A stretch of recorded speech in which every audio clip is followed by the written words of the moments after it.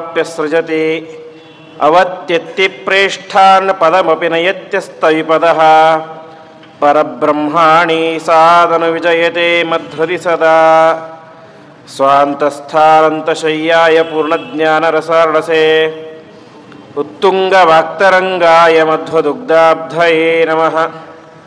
ಶ್ರೀಮತೋ ರಾಘವೇಂದ್ರಸ್ಯ ನಮಾಮಿ ಪದಪಂಕಜೇ ಕಾಮಿತಾಶೇಷಕಲ್ಯಾಣಕಲನಾ ಕಲ್ಪಪಾದಪೋ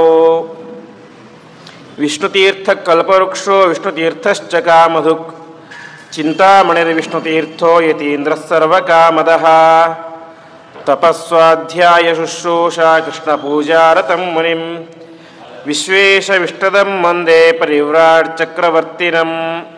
ಶ್ರೀಗುರುಭ್ಯೋ ನಮಃ. ಹರಿ ಓಂ. ವೇದವ್ಯಾಸದೇವರು ರಚನೆ ಮಾಡಿಕೊಟ್ಟಿರುವಂತಹ ವಾಯುಪುರಾಣದ 2ನೇ ದಿವಸದ ಪ್ರವಚನದಲ್ಲಿ ನಾವೆಲ್ಲ ಸೇರಿದ್ದೇವೆ. ನಿನ್ನೆ ಪ್ರವಚನದಲ್ಲಿ ನಾವು ಕೇಳಿದಂತೆ ಪರಮಾತ್ಮ ಅವನು ಮಾಡಿದಂತಹ ಸೃಷ್ಟಿಯನ್ನು ವಾಯುದೇವರು ಎಲ್ಲ ಋಷಿಗಳಿಗೆ ವರ್ಣನೆ ಮಾಡ್ತಾ ಹೋಗ್ತಾರೆ. ಆ ಪರಮಾತ್ಮ ಮಾಡಿದಂತಹ ಸೃಷ್ಟಿ, ಅದೇ ರೀತಿಯಾಗಿ ಸೃಷ್ಟಿಯ ಪ್ರಾರಂಭದಲ್ಲಿ ಆದಂತಹ ಭೂಮಿ ಮುಳುಗಿ ಹೋಗುತ್ತೆ. ಆವಾಗ ವರಾಹ ರೂಪಿಯಾದಂತಹ ಪರಮಾತ್ಮ ತಾನು ಅವತಾರವನ್ನು ಮಾಡಿ ಆ ಭೂಮಿಯನ್ನು ಉದ್ಧಾರ ಮಾಡ್ತಾನೆ, ಎತ್ತಿ ಇಡ್ತಾನೆ. ಆ ಸಂದರ್ಭದಲ್ಲಿ ಪರಮಾತ್ಮನ ದೇಹದಿಂದಾಗಿ, ಅವಯವಗಳಿಂದಾಗಿ ಅನೇಕ ರೀತಿಯಾದಂತಹ ಯಜ್ಞದ ಸಾಮಗ್ರಿಗಳು ಸೃಷ್ಟಿಯಾಗ್ತವೆ. ಸೃಕ್, ಸ್ರುವ, ಆಜ್ಯ ಮುಂತಾದಂತಹ ದರ್ಭೆಗಳು ಇವೆಲ್ಲ ಸೃಷ್ಟಿಯಾಗ್ತವೆ. ಹಾಗಾಗಿ ಆ ಪರಮಾತ್ಮನ ರೂಪಕ್ಕೆ ಯಜ್ಞವರಾಹ ಎಂಬುದಾಗಿ ಹೆಸರು ಬರುತ್ತೆ. ಅದಾದ ಮೇಲೆ ಪ್ರಳಯದ ವರ್ಣನೆ. ಇಷ್ಟಾದ ಮೇಲೆ ಮುಂದೆ ಆ ಯುಗದಲ್ಲಿ ಜನರ ಮನಸ್ಥಿತಿ ಯಾವ ರೀತಿಯಾಗಿತ್ತು, ವಾತಾವರಣ ಯಾವ ರೀತಿಯಾಗಿತ್ತು, ಭೂಮಿಯ ವಿಸ್ತಾರ, ಭೂಮಿಯಲ್ಲಿ ಮನೆ ಮಠ ಇತ್ಯಾದಿ ಯಾವ ರೀತಿಯಾಗಿತ್ತು ಎಂಬುದನ್ನು ತಿಳಿಸ್ತಾರೆ. ಅದರಲ್ಲಿ ನಾವು ನಿನ್ನೆ ಕೇಳಿದಂತೆ ಕೃತಯುಗದಲ್ಲಿ ಮನೆಯ ಒಂದು ವ್ಯವಸ್ಥೆಯೇ ಇರಲಿಲ್ಲ. ಇದು ಪ್ರಾರಂಭದ ಕೃತಯುಗ. ನಂತರದಲ್ಲಿ ಅನೇಕ ರಾಜರು ಬಂದರು. ಮುಂದಿನ ಕೃತಯುಗಗಳಲ್ಲಿ ಎಲ್ಲ ಬಂದರು. ವೈಭವದ ದೊಡ್ಡ ದೊಡ್ಡ ಅರಮನೆಗಳೇ ಇತ್ತು. ಆದರೆ ಪ್ರಾರಂಭದ ಕೃತಯುಗದಲ್ಲಿ, ಮೊದಲನೇ ಕೃತಯುಗದಲ್ಲಿ ಮನೆ ಇತ್ಯಾದಿಗಳ ವ್ಯವಸ್ಥೆ ಇರಲಿಲ್ಲ. ಜನರು ಯಾಕೆ ಅಂತ ಹೇಳಿದರೆ, ಹಿಂದೆ ಹೇಳಿದಂತೆ ಅಲ್ಲಿ ಮನೆ ಯಾವಾಗ ಬೇಕು, ಒಂದು ಕಳ್ಳರ ಭಯ ಇದ್ದರೆ ಮನೆ ಬೇಕು, ಇನ್ನೊಂದು ತುಂಬ ಬಿಸಿಲಿದ್ದರೆ ರಕ್ಷಣೆಗೆ ಅಂತ ಮನೆ ಬೇಕು, ತುಂಬ ಚಳಿ ಇದ್ದರೆ ಬೆಚ್ಚಗಿರಲಿಕ್ಕೆ ಅಂತ ಮನೆ ಬೇಕು, ಮಳೆ ಬಂದರೆ ರಕ್ಷಣೆಗೆ ಅಂತ ಮನೆ ಬೇಕು. ಆದರೆ ಪ್ರಾರಂಭದ ಕೃತಯುಗದಲ್ಲಿ ಇದ್ಯಾವುದರ ದುಃಖವೇ ಇರಲಿಲ್ಲ. ಅಧರ್ಮವಂತೂ ಇರಲೇ ಇಲ್ಲ, ಧರ್ಮ ಸಂಪೂರ್ಣವಾಗಿ ಇತ್ತು. ಅದೇ ರೀತಿಯಾಗಿ ಜಾಸ್ತಿ ಮಳೆ ಇರಲಿಲ್ಲ, ಅಥವಾ ಅತಿಯಾದಂಥ ಚಳಿ ಇರಲಿಲ್ಲ, ಅತಿಯಾದಂಥ ಬಿಸಿಲಿರಲಿಲ್ಲ. ದೇಹಕ್ಕೆ ಹಿತವಾಗಲಿಕ್ಕೆ ಎಷ್ಟು ಬೇಕೋ ಅಷ್ಟೇ ಎಲ್ಲವೂ ಕೂಡ ಇರ್ತಾ ಇತ್ತು. ಹಾಗಾಗಿ ಈ ಮನೆ ಮುಂತಾದಂಥವುಗಳ ವ್ಯವಸ್ಥೆನೇ ಇರಲಿಲ್ಲ ಅಂತ ತಿಳಿಸ್ತಾರೆ. ಇಷ್ಟಾದ ಮೇಲೆ ಕೃತಯುಗ ಮುಗೀತು, ತ್ರೇತಾಯುಗ ಪ್ರಾರಂಭ ಆಯಿತು. ತ್ರೇತಾಯುಗದ ಪ್ರಾರಂಭದಲ್ಲಿ ಕೂಡ ಮನೆಯ ವ್ಯವಸ್ಥೆ ಇರಲಿಲ್ಲ. ತ್ರೇತಾಯುಗದ ಮಧ್ಯದ ಕಾಲ ಬಂದ ಮೇಲೆ ಕಳ್ಳಕಾಕರ ಹಾವಳಿ ಸ್ವಲ್ಪ ಜಾಸ್ತಿ ಆಯಿತು. ಅದಕ್ಕೆ ತಕ್ಕಂತೆ ನಾವು ಧರ್ಮವನ್ನು ಯಾವ ರೀತಿಯಾಗಿ ಆಚರಣೆ ಮಾಡ್ತೇವೋ ಅದೇ ರೀತಿಯಾಗಿ ಮಳೆ ಬೆಳೆ ಎಲ್ಲ ಕೂಡ ಆಗುತ್ತೆ. ನಾವು ಅನೇಕರಿಗೆ ಹೇಳ್ತೇವೆ, ನಿಮ್ಮಂಥ ಪುಣ್ಯಾತ್ಮರು ಇರೋದಿಂದಲೇ ಮಳೆ ಬೆಳೆ ಆಗ್ತಾ ಇರೋದು ಅಂತ. ಅದು ಸತ್ಯವಂತಹ ಮಾತೆ. ಅದೇನು ಸುಮ್ಮನೆ ಅವರಿಗೆ ಹೊಗಳಿಕ್ಕೆ ಹೇಳೋದಾಗಲಿ ಅಥವಾ ಸುಮ್ಮನೆ ಬಾಯಿ ಮಾತಿಗೆ ಹೇಳೋದಾಗಲಿ ಅಲ್ಲ. ಸರಿಯಾದಂತಹ ಧರ್ಮಕರ್ಮ ಆಗ್ತಾ ಇದ್ದರೆ ಮಳೆ ಬೆಳೆ ಸರಿಯಾಗಿ ಆಗ್ತಾ ಇರುತ್ತೆ. ಇಲ್ಲದೇ ಹೋದರೆ ಒಂದ ಅತಿಯಾಗಿ ಮಳೆ ಆಗಿಬಿಡುತ್ತೆ, ಅತಿವೃಷ್ಟಿ. ಇಲ್ಲದೇ ಹೋದರೆ ಮಳೆಯೇ ಆಗೋದಿಲ್ಲ, ಅನಾವೃಷ್ಟಿ ಅಂತ. ಯಾವಾಗ ಅಧರ್ಮ ಸ್ವಲ್ಪ ಜಾಸ್ತಿ ತಾಂಡವ ಮಾಡಲಿಕ್ಕೆ ಶುರುವಾಯಿತು ಆವಾಗ ಕಳ್ಳಕಾಕರ ಹಾವಳಿ, ಮಳೆ ಜಾಸ್ತಿ ಆಗುತ್ತೆ, ಬಿಸಿಲು ಎಷ್ಟು ಬೇಕೋ ಅಷ್ಟು ಬರೋದಿಲ್ಲ, ಜಾಸ್ತಿ ಬಿಸಿಲು ಬರಲಿಕ್ಕೆ ಶುರುವಾಗುತ್ತೆ. ಚಳಿಯೂ ಕೂಡ ಈ ಧನುರ್ಮಾಸ ಚಳಿಯಂತೆ ಜಾಸ್ತಿ ಚಳಿ ಬರಲಿಕ್ಕೆ ಶುರುವಾಗುತ್ತೆ. ಕೊನೆಗೆ ಇದರಿಂದಾಗಿ ಮನೆ ನಿಧಾನವಾಗಿ ಸಣ್ಣ ಸಣ್ಣ ಮನೆಗಳ ನಿರ್ಮಾಣ ಪ್ರಾರಂಭ ಆಯಿತು. ಕೊನೆಗೆ ಅದೇ ಮನೆಗಳು ಬೆಳೆದು ದೊಡ್ಡ ದೊಡ್ಡ ಅರಮನೆಗಳು, ಮಹಡಿಗಳು ಆಯಿತು ಎಂಬುದಾಗಿ ತಿಳಿಸ್ತಾ ಇದ್ದಾರೆ. ಹೀಗೆ ಇದೆಲ್ಲ ನಿರ್ಮಾಣ ಆಗಲಿಕ್ಕೆ ಶುರುವಾಯಿತು. ಈ ಸಂದರ್ಭದಲ್ಲಿ ಸಾಮಾನ್ಯವಾಗಿ ಒಂದು ಯೋಜನಾ ಅಂದರೆ ಎಷ್ಟು ಅಂತ ಹೇಳಿದರೆ, ಇವತ್ತು ನಾವು ಕಿಲೋಮೀಟರ್ ಅಂತ ಲೆಕ್ಕ ಮಾಡ್ತೀವಿ. ಆದರೆ ಹಿಂದೆ ಕಾಲದಲ್ಲಿ ಕಿಲೋಮೀಟರ್ ಅಂತ ಇರಲಿಲ್ಲ, ಒಂದು ಯೋಜನಾ ಅಂತ ಇತ್ತು. ಒಂದು ಯೋಜನಾ ಅಂದರೆ ಎಷ್ಟು ಅಂತ ಹೇಳಿದರೆ 8,000 ಧನುಸ್ಸು, ಅಷ್ಟೋ ಧನು ಸಹಸ್ರಾಣಿ ಯೋಜನಂ ತೈರ್ನಿರುಚ್ಯತೆ ಅಂತ ಒಂದು ಯೋಜನಾ ಅಂತ ಹೇಳಿದ್ರೆ 8,000 ಧನುಸ್ಸುಗಳನ್ನು ಅಂದರೆ ಬಿಲ್ಲುಗಳನ್ನು ಜೋಡಿಸಿ ಇಟ್ಟರೆ ಎಷ್ಟು ಉದ್ದ ಬರುತ್ತೋ ಅದು ಏನಂತ ಕರೆಸ್ಕೊಳ್ಳುತ್ತೆ, ಒಂದು ಯೋಜನಾ ಅಂತ ಕರೆಸ್ಕೊಳ್ಳುತ್ತೆ. ಆ ರೀತಿಯಾಗಿ ಯೋಜನಾ ಅಂತ ಕರೆಸ್ಕೊಳ್ತಾ ಇತ್ತು. ಆ ಯೋಜನದಿಂದಲೇ ಇದು ಇಷ್ಟು ಯೋಜನೆ ಇದೆ ಹಳ್ಳಿ, ಇದು ಇಷ್ಟು ಯೋಜನೆ ಇದೆ ನಗರ ಅಂತ ವ್ಯವಸ್ಥೆ ಬಂತಿತ್ತು ಎಂಬುದಾಗಿ ತಿಳಿಸ್ತಾ ಇದ್ದಾರೆ. ಸಾಮಾನ್ಯವಾಗಿ ಮನೆ ನಿರ್ಮಾಣ ಆಯಿತು. ಇಷ್ಟೆಲ್ಲ ಆದ ಮೇಲೆ ಸ್ವಲ್ಪ ವರ್ಷಗಳಾದ ಮೇಲೆ ಸೌಧೋಚ್ಚ ವಪ್ರ ಪ್ರಾಕಾರಂ ಸರ್ವತಶ್ಚಾತಕಾವೃತಂ ಅಂತ ಸೌಧಗಳು ನಿರ್ಮಾಣ ಅದು, ಅಂದರೆ ಬಿಲ್ಡಿಂಗ್ಗಳು. ಸಾಮಾನ್ಯವಾಗಿ ಮೊದಲೆಲ್ಲ ಎಷ್ಟಿತ್ತು, ಒಂದೇ ಮನೆ ಇರ್ತಾ ಇತ್ತು. ನಂತರ ಅದರ ಮೇಲೆ ಇನ್ನೊಂದು ಮನೆ ಕಟ್ಟಲಿಕ್ಕೆ ಶುರು ಮಾಡಿದರು, ಅದರ ಮೇಲೆ ಇನ್ನೊಂದು ಮನೆ, ಇವೆಲ್ಲವೂ ಕೂಡ ಎಂದು ಕರೀತಾರೆ ಸೌಧಗಳು ಅಂತ ಕರೀತಾರೆ. ಆ ರೀತಿಯಾಗಿ ಸೌಧ, ಅದೇ ರೀತಿಯಾಗಿ ಉಚ್ಚ ಪ್ರಾಕಾರ, ಪ್ರಾಕಾರ ಮೇಲ್ಗಡೆ ಅಂತೇಳಿ ಬಾಲ್ಕನಿ ಅಂತೇಳಿ ಕರಿತೀವಲ್ಲ ಅದು, ಅದೆಲ್ಲ ಉಪ್ಪರಿಗೆ ಅಂತೆಲ್ಲ ಕರೀತಾರೆ. ಅದು ನಿರ್ಮಾಣವಾಯಿತು. ಮುಂದೆ ಮನೆಗಳು ನಿರ್ಮಾಣ ಆದ ಮೇಲೆ ಶತ್ರುಗಳ ಭಯ ಇನ್ನಷ್ಟು ಜಾಸ್ತಿ ಆಯಿತು. ಅದಕ್ಕೇನು ಮಾಡಿದರು, ಸರ್ವತಶ್ಚ ಆತಕಾವೃತಂ, ತಮ್ಮ ಮನೆಯ ಸುತ್ತಲೂ ಕೂಡ ರಾಜ್ಯದ ಸುತ್ತಲೂ ಕೂಡ ಕೋಟೆಗಳನ್ನು ನಿರ್ಮಾಣ ಮಾಡಿದರು. ಕೋಟೆಗಳು ಯಾಕೆ, ಹೊರಗಡೆಯಿಂದ ಶತ್ರುಗಳು ಬರಬಾರದು ಎನ್ನುವಂಥ ಕಾರಣದಿಂದಾಗಿ ಇದೆಲ್ಲ ನಿರ್ಮಾಣ ಆಯಿತು. ಇಷ್ಟೆಲ್ಲ ಆದ ಮೇಲೆ ಮತ್ತೆ ಗಲಾಟೆ ಪ್ರಾರಂಭ ಆಯಿತು. ಇದು ನಮ್ಮ ಗಡಿ, ಇದು ನಮ್ಮ ಬಾರ್ಡ್ರು, ಇದು ನಮ್ಮ ಬಾರ್ಡರ್ ಅಂತ ಗಲಾಟೆ ಶುರುವಾಯಿತು. ಅದಕ್ಕೋಸ್ಕರ ಏನು ಮಾಡಿದರು, ತದೇಕಂ ಸ್ವಸ್ತಿಕ ದ್ವಾರಂ ಕುಮಾರಿ ಪುರಮೇವಚ ಅಂತ ಒಂದು ಗ್ರಾಮಕ್ಕೆ ಒಂದು ದ್ವಾರ, ಮಹಾದ್ವಾರ, ಇದರಿಂದನೇ ಎಂಟ್ರೆನ್ಸು, ಇದರಿಂದನೇ ಎಕ್ಸಿಟ್, ಇದು ನಮ್ಮ ಗ್ರಾಮದ ಪರಿಧಿ, ಇದನ್ನು ದಾಟಿ ಬೇರೆಯವ್ರ ಒಳಗಡೆ ಬರಬಾರದು ಅಂತ. ಇದು ನಮ್ಮ ಗ್ರಾಮದ ಸೀಮೆ, ಇದು ಇನ್ನೊಂದು ಗ್ರಾಮದ ಸೀಮೆ, ಇದು ಇನ್ನೊಂದು ನಗರದ ಸೀಮೆ ಅಂತ. ಇದೆಲ್ಲ ಪ್ರಾರಂಭ ಆಗಿದ್ದು ಯಾಕೆ, ಮನುಷ್ಯನ ಆಂತರಿಕವಾದ ಆಸೆಯ ಪರಿಣಾಮವಾಗಿ ಹೊರತು ಬೇರೆ ಯಾವುದೋ ಇದರಿಂದ ಅಲ್ಲ. ಮನುಷ್ಯ ತನ್ನನ್ನು ಇನ್ನೊಬ್ಬ ಮನುಷ್ಯನಿಂದಾಗಿಯೇ ರಕ್ಷಣೆ ಮಾಡಬೇಕು ಅಂತ ಕಟ್ಟಿಸ್ಕೊಂಡಿರೋದು ಯಾವುದು, ಈ ಮನೆ, ಸೌಧ, ಬಿಲ್ಡಿಂಗು, ಬಾಲ್ಕನಿ, ಕೋಟೆಗಳು, ಮಹಾದ್ವಾರಗಳು ಎಲ್ಲವೂ ಕೂಡ ಮನುಷ್ಯ ರಕ್ಷಣೆ ಮಾಡಲಿಕ್ಕೋಸ್ಕರ ಕಟ್ಟಿಸ್ಕೊಂಡಿರೋದು ಎಂಬುದಾಗಿ ತಿಳಿಸ್ತಾ ಇದ್ದಾರೆ. ಹೀಗೆ ಮುಂದೆ ಇದನ್ನು 3 ರೀತಿಯಾಗಿ ವಿಭಾಗ ಮಾಡ್ತಾರೆ ಅಂತೆ. ಖೇಟಾನಾಂ ನಗರಾಣಾಂ ಚ ಗ್ರಾಮಾಣಾಂ ಚೈವ ಸರ್ವಶಃ ಅಂತ. ಸ್ವಲ್ಪ ಚಿಕ್ಕ ಪ್ರದೇಶ ಇದ್ದರೆ ಅದನ್ನು ಖೇಟ ಅಂತ. ಖೇಟ ಅಂದರೆ ಇವತ್ತು ನಾವು ಕರೀವಂತೆ ಹೋಬಳಿ ಅಂತ ಕರೀತಾ ಇದ್ದೀವಿ. ಕೆಲವೊಂದು ಚಿಕ್ಕ ಚಿಕ್ಕ ಹಳ್ಳಿಗಳಿರ್ತವೆ, ಅದಕ್ಕೆ ಹಳ್ಳಿ ಅಂತ ಕರೆಯೋದಿಲ್ಲ, ಹೋಬಳಿ ಅಂತ ಕರೀತಾರೆ. ಅಥವಾ ಇವತ್ತು ಕ್ಯಾಂಪ್ ಅಂತ ಕರೀತಾರೆ. ಕೆಲವೊಂದು ಉತ್ತರ ಕರ್ನಾಟಕದ ಭಾಗದಲ್ಲಿ ಕ್ಯಾಂಪ್ಗಳಂತ ಇರ್ತವೆ, ಅದಕ್ಕೆಲ್ಲ ಖೇಟ, ಹೋಬಳಿ ಅಂತ ಹೆಸರು. ಅದಾದ ಮೇಲೆ ಸ್ವಲ್ಪ ದೊಡ್ಡದಾದದ್ದು ಯಾವುದು, ಗ್ರಾಮಗಳು. ಅದಾದ ಮೇಲೆ ನಗರ. ಈ ರೀತಿಯಾಗಿ 3 ವಿಭಾಗಗಳು, ಹೋಬಳಿ, ಗ್ರಾಮ, ನಗರ ಎಂಬುದಾಗಿ 3 ರೀತಿಯಾಗಿ ವಿಭಾಗ ಬಂತು ಎಂಬುದಾಗಿ ತಿಳಿಸ್ತಾರೆ. ಇದರಲ್ಲಿ ವಿಶೇಷವಾಗಿ ನಗರ ಮತ್ತು ಹಳ್ಳಿಗಳು ಯಾವ ರೀತಿ ಇರಬೇಕು ಅಂತ, ಅಂದರೆ ಅದರ ವಿನ್ಯಾಸ ಯಾವ ರೀತಿ ಇರಬೇಕು ಅಂತ ವಾಯುದೇವರು ತಿಳಿಸ್ತಾ ಇದ್ದಾರೆ, ಯಾವ ರೀತಿ ಇತ್ತು ಅಂತ. ಪರಾರ್ಧ ಮರ್ಧಮಾಯಾಮಂ ಪ್ರಾಗ್ವಕ್ತು ಉತ್ತರಪರಂ ಚಿನ್ನಕರಣಂ ವಿಕರಣಂತು ವ್ಯಂಜನಂ ಕೃಷ ಸಂಸ್ಥಿತಂ ಅಂತ. ನಗರ ತುಂಬ ಉದ್ದಕ್ಕೆ ಬೆಳಿಬಾರ್ದು, ಅಥವಾ ರೌಂಡಾಗಿ ಇರಬಾರ್ದು, ಮತ್ತು ತ್ರಿಕೋಣವಾಗಿ ಇರಬಾರ್ದು. ಮತ್ತು ಹೇಗಿರಬೇಕು, ಚೌಕದ ಆಕಾರದಲ್ಲಿ ಒಂದು ನಗರವಾಗಲಿ, ಗ್ರಾಮವಾಗಲಿ, ಹೋಬಳಿ ಆಗಲಿ, ಯಾವುದೇ ಆಗಲಿ ಅದು ಚೌಕವಾಗಿರಬೇಕು ಹೊರತು ತ್ರಿಕೋಣಾಕಾರದಲ್ಲಿ ಆಗಲಿ, ರೌಂಡಾಗಿ ಆಗಲಿ, ಅಥವಾ ತುಂಬ ಉದ್ದಕ್ಕಿರೋದು. ಕೆಲವೊಂದು ಮನೆಗಳಿರ್ತವೆ, ಅದು ತುಂಬ ಉದ್ದಗೆ ಇದ್ಬಿಟ್ಟಿರ್ತವೆ. ಆ ರೀತಿ ಎಲ್ಲ ನಗರದ ನಿರ್ಮಾಣ, ಗ್ರಾಮದ ನಿರ್ಮಾಣ ಆಗಬಾರದು ಎಂಬುದಾಗಿ ತಿಳಿಸ್ತಾ ಇದ್ದಾರೆ. ಹಾಗಿದ್ದರೆ ಅದೇನಾಗೋದಿಲ್ಲ, ಪ್ರಶಸ್ತ ಆಗೋದಿಲ್ಲ, ಅದು ವಾಸ್ತು ಪ್ರಕಾರ ಆಗೋದಿಲ್ಲ ಎಂಬುದಾಗಿ ತಿಳಿಸ್ತಾ ಇದ್ದಾರೆ. ಈ ರೀತಿಯಾಗಿ ಆಗಬೇಕು. ಅದಾದ ಮೇಲೆ ಒಂದು ಮನೆಯನ್ನು ಎಷ್ಟು ಕಟ್ಟಬೇಕು ಅಂತ ಹೇಳಿ ತಿಳಿಸ್ತಾ ಇದ್ದಾರೆ. ಆಗಿನ ಕಾಲದಲ್ಲಿ ತ್ರೇತಾಯುಗದಲ್ಲಿ ಮನೆಗಳ ನಿರ್ಮಾಣದ ಜಾಗ ಎಷ್ಟು ಇರ್ತಾ ಇತ್ತು ಅಂತ. ಸಾಮಾನ್ಯವಾಗಿ 12 ಗಜಗಳಿಂದ ಪ್ರಾರಂಭವಾಗಿ 108 ಮೊಳಗಳ 108 ಮೊಳ ಅಂದರೆ 24 ಮಾರು ಅಷ್ಟು ಉದ್ದದ ಮನೆಗಳು ಇರ್ತಾ ಇದ್ವು ಎಂದು ತಿಳಿಸ್ತಾ ಇದ್ದಾರೆ. ಅಂದರೆ ಅಷ್ಟು ಸೈಟ್ಗಳು ಅಷ್ಟು ದೊಡ್ಡದಾಗಿ ಇರ್ತಾ ಇತ್ತು ಎಂಬುದಾಗಿ ತಿಳಿಸ್ತಾ ಇದ್ದಾರೆ. ಆ ಮನೆ ಹೇಗಿರಬೇಕು ಅಂತ ಹೇಳಿದ್ರೆ, ಅದು ಸರಿಯಾದಂತಹ ಮನೆ ಅಂತ ಹೇಳಿ ಅಷ್ಟು ಇರಬೇಕು ಅಂತ, 24 ಮೊಳ ಇರಬೇಕು ಅಂತ. ಆ ರೀತಿಯಾಗಿದ್ದರೆ ಎಲ್ಲವನ್ನೂ ಕೂಡ ನಿರ್ಮಾಣ ಮಾಡಲಿಕ್ಕೆ ಅನುಕೂಲ ಆಗುತ್ತೆ ಅಂತೆ. ಅಂದರೆ ವಾಸ್ತುಶಾಸ್ತ್ರದಲ್ಲಿ ಯಾವ ದಿಕ್ಕಿನಲ್ಲಿ ಯಾವುದ್ಯಾವುದು ಕಟ್ಟಬೇಕು ಅಂತ ಹೇಳಿದ್ದಾರೋ ಅದೆಲ್ಲವನ್ನು ಕೂಡ ಆಯಾಯ ದಿಕ್ಕಿನಲ್ಲೇ ಕಟ್ಟಬೇಕು ಅಂತ ಹೇಳಿದರೆ, ಆ ರೀತಿಯಾಗಿ 26 ಮೊಳ ಇರಬೇಕು. 26 ಮೊಳ ಇದ್ದರೆ ಏನಾಗುತ್ತೆ, 108 26 ಮಾರಿದ್ರೆ 108 ಮೊಳ ಆಗುತ್ತೆ. ಹಾಗಾಗಿ ಆ ರೀತಿಯಾಗಿ ಇರಬೇಕು ಅಂತ ತಿಳಿಸ್ತಾ ಇದ್ದಾರೆ. ಈ ರೀತಿಯಾಗಿ ಹೇಳಿ ಆಮೇಲೆ ಸಾಮಾನ್ಯವಾಗಿ ಒಂದು ಹೋಬಳಿ ಇರುತ್ತೆ, ಹೇಳಿದೆ ನಾನು, ಕ್ಯಾಂಪ್ ಹೋಬಳಿ ಅಂತ. ಆ ಒಂದು ಹೋಬಳಿಯಿಂದ ಇನ್ನೊಂದು ಹೋಬಳಿ ಎಷ್ಟು ದೂರ ಇರಬೇಕು ಅಂತ ಹೇಳಿದ್ರೆ ಅರ್ಧ ಯೋಜನದಷ್ಟು ದೂರ ಇರಬೇಕು ಅಂತೆ. ಅಂಟಿಕೊಂಡು ಇರಬಾರ್ದು, ದೂರ ಇರಬೇಕು. ಅದೇ ರೀತಿಯಾಗಿ ಅದಕ್ಕಿಂತ ಹೊರಗಡೆ ಸ್ವಲ್ಪ ದೂರದಲ್ಲಿ ಗ್ರಾಮ ಅನ್ನೋದಿರಬೇಕು. ಅದಕ್ಕಿಂತ ದೂರದಲ್ಲಿ ಏನಿರಬೇಕು, ಈ ಒಂದು ನಗರ ಎನ್ನುವಂಥ ಪ್ರದೇಶ ಇರಬೇಕು. ಎರಡೂ ಕೂಡ ಹತ್ರ ಹತ್ರ ಇರಬಾರ್ದು ಅಂತ. ಹತ್ರ ಇದ್ಬಿಟ್ರೆ ಅದಕ್ಕೆ ವ್ಯತ್ಯಾಸವೇ ಬರೋದಿಲ್ಲ. ಆವಾಗ ಏನಾಗುತ್ತೆ, ನಗರದ ಜೀವನದ ಶೈಲಿ ಅದೇ ರೀತಿಯಾಗಿ ಗ್ರಾಮೀಣ ಜೀವನ ಶೈಲಿಯಲ್ಲೂ ಕೂಡ ಮಿಕ್ಸ್ ಆಗಿ ಹೋಗಿಬಿಡುತ್ತೆ. ಇವತ್ತೇ ಬೆಂಗಳೂರಿನಿಂದ ಸ್ವಲ್ಪ ಹೊರಗಡೆ ಗ್ರಾಮಗಳು ಅಂತ ಇದ್ದಾವೆ, ಅದು ಹೆಸರಿಗೆ ಮಾತ್ರ ಗ್ರಾಮಗಳು, ಸಂಪೂರ್ಣವಾಗಿ ಬೆಂಗಳೂರೇ ಬೆಳೆದು ಬಿಟ್ಟಿದೆ. ಆ ರೀತಿಯಾಗಿ ಆಗಬಾರ್ದು. ಇದಕ್ಕಿಷ್ಟು ದೂರ ಇದ್ದರೆ ಗ್ರಾಮದ ಪ್ರಾಶಸ್ತ್ಯ ಗ್ರಾಮಕ್ಕೆ ಇರುತ್ತೆ, ನಗರದ ಪ್ರಾಶಸ್ತ್ಯ ನಗರಕ್ಕೆ ಇರುತ್ತೆ. ಎರಡು ಮಿಕ್ಸ್ ಆಗಿ ಹೋಗ್ಬಿಟ್ರೆ ಅದಕ್ಕೆ ಪ್ರಾಮುಖ್ಯತೆ ಅನ್ನೋದು ಇರೋದಿಲ್ಲ. ಹಾಗಾಗಿ ಇಷ್ಟಿಷ್ಟು ದೂರ ಇರಬೇಕು ಅಂತ ತಿಳಿಸ್ತಾ ಇದ್ದಾರೆ.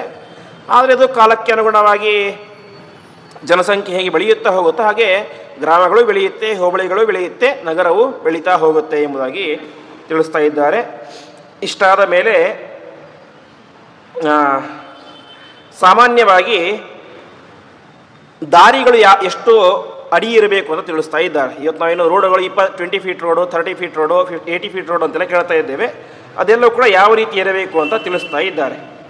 ಸಾಮಾನ್ಯವಾಗಿ ದಿಕ್ಕುಗಳ ಮಾರ್ಗ ಅಂತ ಅಂದರೆ ಪ್ರಧಾನವಾದಂತಹ ರಸ್ತೆಗಳು, ಪ್ರಧಾನವಾದ ದಿಕ್ಕಿನಲ್ಲಿರುವಂಥ ರಸ್ತೆಗಳು ಎಷ್ಟಿರಬೇಕು ಅಂತ ಹೇಳಿದ್ರೆ ಸುಮಾರು 120 ಅಡಿಗಳು ಅಂದರೆ 120 ಫೀಟ್ ರೋಡುಗಳು ಇರಬೇಕು. ಅದು ಓಡಾಡಲಿಕ್ಕೆ ಪ್ರಶಸ್ತವಾದದ್ದು ಅಂತ. ಯಾಕಂದರೆ ಹಿಂದಿನ ಕಾಲದಲ್ಲಿ ಆ ಎತ್ತಿನ ಬಂಡಿ, ಕುದುರೆ ಬಂಡಿ ಮುಂತಾದಂಥ ದೊಡ್ಡ ದೊಡ್ಡ ವಾಹನಗಳಿರ್ತಾ ಇದ್ದು ಎಲ್ಲ ನಿಧಾನವಾಗಿ ಚಲಿಸುವಂಥ ವಾಹನಗಳು. ಹಾಗಾಗಿ ಆದಷ್ಟು ವಿಸ್ತಾರವಾದಂತಹ ದಾರಿ ಇರಬೇಕು ಅಂತ ತಿಳಿಸ್ತಾ ಇದ್ದರು. ಅದೇ ರೀತಿಯಾಗಿ ಒಂದು ಗ್ರಾಮದ ಮಾರ್ಗ, ಒಂದು ಹಳ್ಳಿಯಲ್ಲಿರುವಂಥ ಪ್ರಧಾನ ಮಾರ್ಗವು ಕೂಡ, ಮೇನ್ ರೋಡ್ ಕೂಡ ಅಷ್ಟೇ ದೊಡ್ಡದಾಗಿರಬೇಕು ಅಂತ. ಆಮೇಲೆ ಸೀಮಾ ಮಾರ್ಗ ಅಂತ. ಸೀಮಾ ಮಾರ್ಗ ಅಂತ ಹೇಳಿದ್ರೆ ಒಂದು ಮನೆಯಿಂದ ಇನ್ನೊಂದು ಮನೆಗೆ ಹೋಗುವಂತಹ ದಾರಿ, ಅಂದರೆ ಚಿಕ್ಕ ಚಿಕ್ಕ ರೋಡುಗಳು, ಅವೆಲ್ಲವೂ ಕೂಡ 10 ಧನಸ್ಸಿನಷ್ಟು ಇರಬೇಕು ಅಂತ ತಿಳಿಸ್ತಾ ಇದ್ದಾರೆ. ಅಂದರೆ ಸುಮಾರು 10 ಮಾರಿನಷ್ಟು ಅದು ಅಗಲ ಇರಬೇಕು ಅಂತ ತಿಳಿಸ್ತಾ ಇದ್ದಾರೆ. ಆಮೇಲೆ ರಾಜಮಾರ್ಗ. ರಾಜಮಾರ್ಗ ಅಂತ ಹೇಳಿದ್ರೆ ರಾಜ ಮಹಾರಾಜರ ರಥಗಳು ಹೋಗುವಂತಹ ದಾರಿ, ಆನೆ ಕುದುರೆ ಇತ್ಯಾದಿ ಹೋಗುವಂಥ ದಾರಿ, ಅದು ಎಷ್ಟಿರಬೇಕು ಅಂತ ಹೇಳಿದ್ರೆ ಧನುಂಸಿ ಚೈವ ಚತ್ವಾರಿ ಶಾಖಾರಥ್ಯಾಸ್ತು ತೇ ಕೃತಃ ಅಂತ. ಅದು 60 ಅಡಿ ಅಗಲವಾಗಿರಬೇಕು. ಅದು ಆವಾಗ ಸೈನಿಕರು, ಕುದುರೆ, ಆನೆ, ಒಂಟೆ, ರಾಜರ ರಥಗಳೆಲ್ಲವೂ ಕೂಡ ಹೋಗಲಿಕ್ಕೆ ಅನುಕೂಲ ಆಗುತ್ತೆ ಅಂತ. ಅದಾದ ಮೇಲೆ ಸಾಮಾನ್ಯ ರಸ್ತೆಗಳು, ಸಾಮಾನ್ಯ ಮನುಷ್ಯರು ಓಡಾಡುವಂಥ ರಸ್ತೆಗಳು, ಅದು 24 ಅಡಿ ಇರಬೇಕು ಎಂಬುದಾಗಿ ತಿಳಿಸ್ತಾ ಇದ್ದಾರೆ. ಅದಕ್ಕಿಂತ ಚಿಕ್ಕ ರಸ್ತೆಗಳು, ಕ್ರಾಸ್ ಮತ್ತು ಅದರೊಳಗಡೆ ಕ್ರಾಸ್ಗಳು, ಅದು ಎಲ್ಲವೂ ಕೂಡ 12 ಅಡಿಯಷ್ಟು ಅಗಲವಾಗಿರಬೇಕು ಅಂತ ತಿಳಿಸ್ತಾ ಇದ್ದಾರೆ. ಇದಾದ ಮೇಲೆ ಇದನ್ನು ಒಂದು ದಿಕ್ಕಿನಿಂದಾಗಿ ಇನ್ನೊಂದು ದಿಕ್ಕನ್ನು ಟಚ್ ಮಾಡುವಂತಹ ಮಾರ್ಗಗಳು ಅಂತ. ಅಂದರೆ ಇವತ್ತು ನಾವು ಕಾಣುವಂಥ ರಿಂಗ್ ರೋಡ್ಗಳು. ನಾವೊಂದು ರಿಂಗ್ ರೋಡಿಗೆ ಹೋಗ್ಬಿಟ್ಟು ಏನಾಗುತ್ತೆ, ಎಲ್ಲಿ ಬೇಕಾದರೂ ಹೋಗ್ಬೋದು. ಯಾಕಂದರೆ ಅದು ಬೆಂಗಳೂರು ಸುತ್ತಲೂ ಇದೆ. ಹಾಗಾಗಿ ಒಂದು ದಿಕ್ಕಿನಿಂದ ಇನ್ನೊಂದು ದಿಕ್ಕಿಗೆ ಹೋಗಬೇಕು ಅಂತ ಹೇಳಿದ್ರೆ ಸಿಟಿ ಮಧ್ಯದಲ್ಲಿ ಹೋದರೆ ಏನಾಗುತ್ತೆ, ತುಂಬ ಟ್ರಾಫಿಕ್ ಇರುತ್ತೆ. ಹಾಗಾಗಿ ನಾವೇನು ಮಾಡ್ತೀವಿ, ರಿಂಗ್ ರೋಡ್ ಮೂಲಕ ಹೋಗ್ತೇವೆ. ಹಿಂದೆ ಕೂಡ ವ್ಯವಸ್ಥೆ ಇತ್ತು ಅಂತೆ, ಅದಕ್ಕೆ ದಿಂಗ್ಮಾರ್ಗ ಅಂತ ಕರೀತಾರೆ. ಒಂದು ದಿಕ್ಕಿನಿಂದಾಗಿ ಇನ್ನೊಂದು ದಿಕ್ಕಿಗೆ ಹೋಗುವಂತಹ ಮಾರ್ಗ ಅಂತ. ಅದು ಎಷ್ಟಿರಬೇಕು ಅಂತ ಹೇಳಿದ್ರೆ 120 ಅಡಿ ಅಗಲವಾಗಿರಬೇಕು ಅಂತ ತಿಳಿಸ್ತಾ ಇದ್ದಾರೆ. ಯಾಕೆಂದರೆ ಅದರಲ್ಲಿ ಹೆವಿ ವೆಹಿಕಲ್ಸ್ಗಳು ಹೋಗ್ತಾ ಇರ್ತವೆ, ಜಾಸ್ತಿ ವಾಹನಗಳು ಹೋಗ್ತಾ ಇರ್ತವೆ. ಹಾಗಾಗಿ ಅದು ಜಾಸ್ತಿ ವಿಸ್ತಾರವಾಗಿರಬೇಕು ಅಂತ ತಿಳಿಸ್ತಾ ಇದ್ದಾರೆ. ಹೀಗೆ ಇಷ್ಟೆಲ್ಲ ಆಯಿತು. ಇಷ್ಟೆಲ್ಲ ಯಾವಾಗ ಬೆಳೀತೋ, ನಗರ ವ್ಯವಸ್ಥೆ ಎಲ್ಲ ಬೆಳೀತೋ, ಆವಾಗ ಹಿಂದೆ ಹೇಳಿದಂತೆ ಕಲ್ಪವೃಕ್ಷ ಅದು ಮರೆಯಾಗಿ ಹೋಗಿಬಿಡ್ತು. ಜನರಿಗೆ ಆವಾಗ ತಿನ್ನಿಗೆ ಗತಿ ಇಲ್ಲ. ಹಿಂದೆಲ್ಲ ಕಲ್ಪವೃಕ್ಷದ ಬಳಿ ಹೋಗಿ ಕೇಳಿದರೆ ಕೊಟ್ಬಿಡ್ತಾ ಇತ್ತು. ಈಗ ಕಲ್ಪವೃಕ್ಷವೇ ಇಲ್ಲ. ಹಾಗಾಗಿ ಪ್ರತಿಯೊಬ್ಬರು ಕೂಡ ಏನು ಮಾಡಿದರು, ಅನಿವಾರ್ಯವಾಗಿ ವ್ಯವಸಾಯವನ್ನು ಶುರು ಮಾಡಿದರು ಎಂಬುದಾಗಿ ತಿಳಿಸ್ತಾ ಇದ್ದಾರೆ. ಹೀಗೆ ವ್ಯವಸಾಯ ಶುರುವಾಯಿತು. ಅದರಿಂದ ಮನೆ, ಮಠ ಹೀಗೆ ಅಂತ ಎಲ್ಲ ವಿಭಾಗ ಶುರುವಾಯಿತು. ಅದಾದ ಮೇಲೆ ಏನಾಯಿತು, ಶಾಲೆ ಅನ್ನೋದು ಪ್ರಾರಂಭ ಆಯಿತು. ಯಾಕೆ ಅಂದರೆ ಇಲ್ಲಿ ತನಕ ವಿದ್ಯೆಯನ್ನು ಬಳಸಿಕೊಂಡು ಜೀವನ ಮಾಡುವಂಥ ಪದ್ಧತಿಯೇ ಇರಲಿಲ್ಲ. ಯಾಕೆ, ಎಲ್ಲವೂ ಕೂಡ ಸುಲಭವಾಗಿ ಸಿಗ್ತಾ ಇತ್ತು. ಯಾವಾಗ ಎಲ್ಲವೂ ಕೂಡ ಮಾಯವಾಯಿತು ಆವಾಗ ಕಷ್ಟಪಟ್ಟು ದುಡಿದು ದುಡಿಬೇಕು ಅಂತ ಹೇಳಿದ್ರೆ ಪ್ರತಿಯೊಬ್ಬರು ಕೂಲಿ ಕೆಲಸ ಮಾಡಲಿಕ್ಕೆ ಆಗೋದಿಲ್ಲ. ಅದಕ್ಕೆ ವಿದ್ಯೆ ಅನ್ನೋದು ಬೇಕು. ವಿದ್ಯೆಯನ್ನು ಹೇಳ್ಕೊಳ್ಳಿಕ್ಕೆ ಗುರುಗಳು ಅಂತ ಬೇಕು. ಅದಕ್ಕೆ ಒಂದು ಪ್ರಶಸ್ತವಾದಂಥ ಶಾಲೆ ಅನ್ನೋದು ಬೇಕು. ಆ ರೀತಿಯಾಗಿ ಶಾಲೆ ಎಂಬುದು ನಿರ್ಮಾಣವಾಯಿತು ಎಂಬುದಾಗಿ ತಿಳಿಸ್ತಾ ಇದ್ದಾರೆ. ಅದಾದ ಮೇಲೆ ವಿಶೇಷವಾಗಿ ಹೀಗೆ ಇಷ್ಟೆಲ್ಲ ಆದ ಮೇಲೆ ಮುಂದೆ ಏನಾಯಿತು, ಜೋರಾಗಿ ಮಳೆ ಬರಲಿಕ್ಕೆ ಶುರುವಾಯಿತು ಅಂತೆ. ಆ ಸಂದರ್ಭದಲ್ಲಿ ನಿರ್ಮಾಣವಾದದ್ದೇನೆ ಯಾವ ನದಿ, ಜಲಾಶಯ, ಸರೋವರ ಬಾವಿ ಮುಂತಾದಂಥ ಎಲ್ಲವೂ ಕೂಡ ನೀರಿನ ಮೂಲಗಳು ಸಿದ್ಧವಾಯಿತು ಎಂಬುದಾಗಿ ತಿಳಿಸ್ತಾ ಇದ್ದಾರೆ. ಈ ರೀತಿಯಾಗಿ ಆಯಿತು.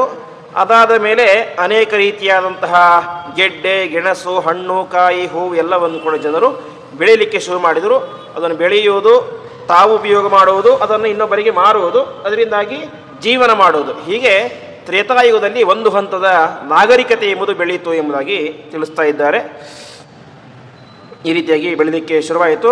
ಅದಕ್ಕೆ ಅನುಗುಣವಾಗಿ ಕಾಮ, ಕ್ರೋಧ, ಲೋಭ, ಮೋಹ, ಮದ, ಮಾತ್ಸರ್ಯ ಎಂಬಂತಹ ವೈರಿಗಳು ಕೂಡ ಶುರುವಾದವು. ಯಾಕೆಂದರೆ ಒಬ್ಬನ ಹತ್ರ ಸಂಪತ್ತು ಕಡಿಮೆ ಇರ್ತಾಯಿತ್ತು, ಇನ್ನೊಬ್ಬನ ಹತ್ರ ಸಂಪತ್ತು ಜಾಸ್ತಿ ಇರ್ತಾಯಿತ್ತು. ಅದನ್ನು ನೋಡಿ ಅವನಿಗೆ ಜಲಸಾಗ್ತಾ ಇತ್ತು. ಇನ್ನೊಬ್ಬರ ಮೇಲೆ ಕಾಮ, ಕ್ರೋಧ, ಸಿಟ್ಟು, ಅವನು ಜಾಸ್ತಿ ಬೆಳೀತಾ ಇದ್ದಾರೆ, ಸಿಟ್ಟು. ಈ ರೀತಿಯಾಗಿ ಇವತ್ತು ನಾವು ಕಾಣುವಂತಹ ಕಾಮಕ್ರೋಧಗಳೆಲ್ಲವೂ ಕೂಡ ಅದು ಅವಾಗ ಸೃಷ್ಟಿಯಾಯಿತು ಎಂಬುದಾಗಿ ತಿಳಿಸ್ತಾ ಇದ್ದಾರೆ. ಅದಾದ ಮೇಲೆ ಅನೇಕ ರೀತಿಯಾದಂಥ ರೋಗಗಳು ಕೂಡ ಪ್ರಾರಂಭ ಆಯಿತು. ಯಾವಾಗ ಮಾನಸಿಕವಾಗಿ ಒಬ್ಬ ಮನುಷ್ಯನಿಗೆ ನೆಮ್ಮದಿ ಇರೋದಿಲ್ವೋ ಆವಾಗ ದೈಹಿಕವಾದಂಥ ರೋಗಗಳು ಪ್ರಾರಂಭ ಆಗಲಿಕ್ಕೆ ಶುರುವಾಗ್ತವೆ. ರೋಗ ಬಂತು ಅಂತ ಅದಕ್ಕೇನು ಬೇಕು? ಔಷಧಿ ಬೇಕು. ಹಾಗಾಗಿ ಔಷಧಿಗಳನ್ನು ಕೂಡ ಜನರು ಕಂಡು ಹಿಡಿದರು ಎಂಬುದಾಗಿ ತಿಳಿಸ್ತಾ ಇದ್ದಾರೆ. ಈ ರೀತಿಯಾಗಿ ಎಲ್ಲವೂ ಕೂಡ ಪ್ರಾರಂಭ ಆಯಿತು. ತ್ರೇತಾಯುಗದ ಪ್ರಾರಂಭದಲ್ಲಿ ಎಲ್ಲರೂ ಕೂಡ ಒಳ್ಳೆಯ ದೊಡ್ಡ ತಪಸ್ವಿಗಳಾಗಿದ್ದರು, ಜ್ಞಾನಿಗಳಾಗಿದ್ದರು.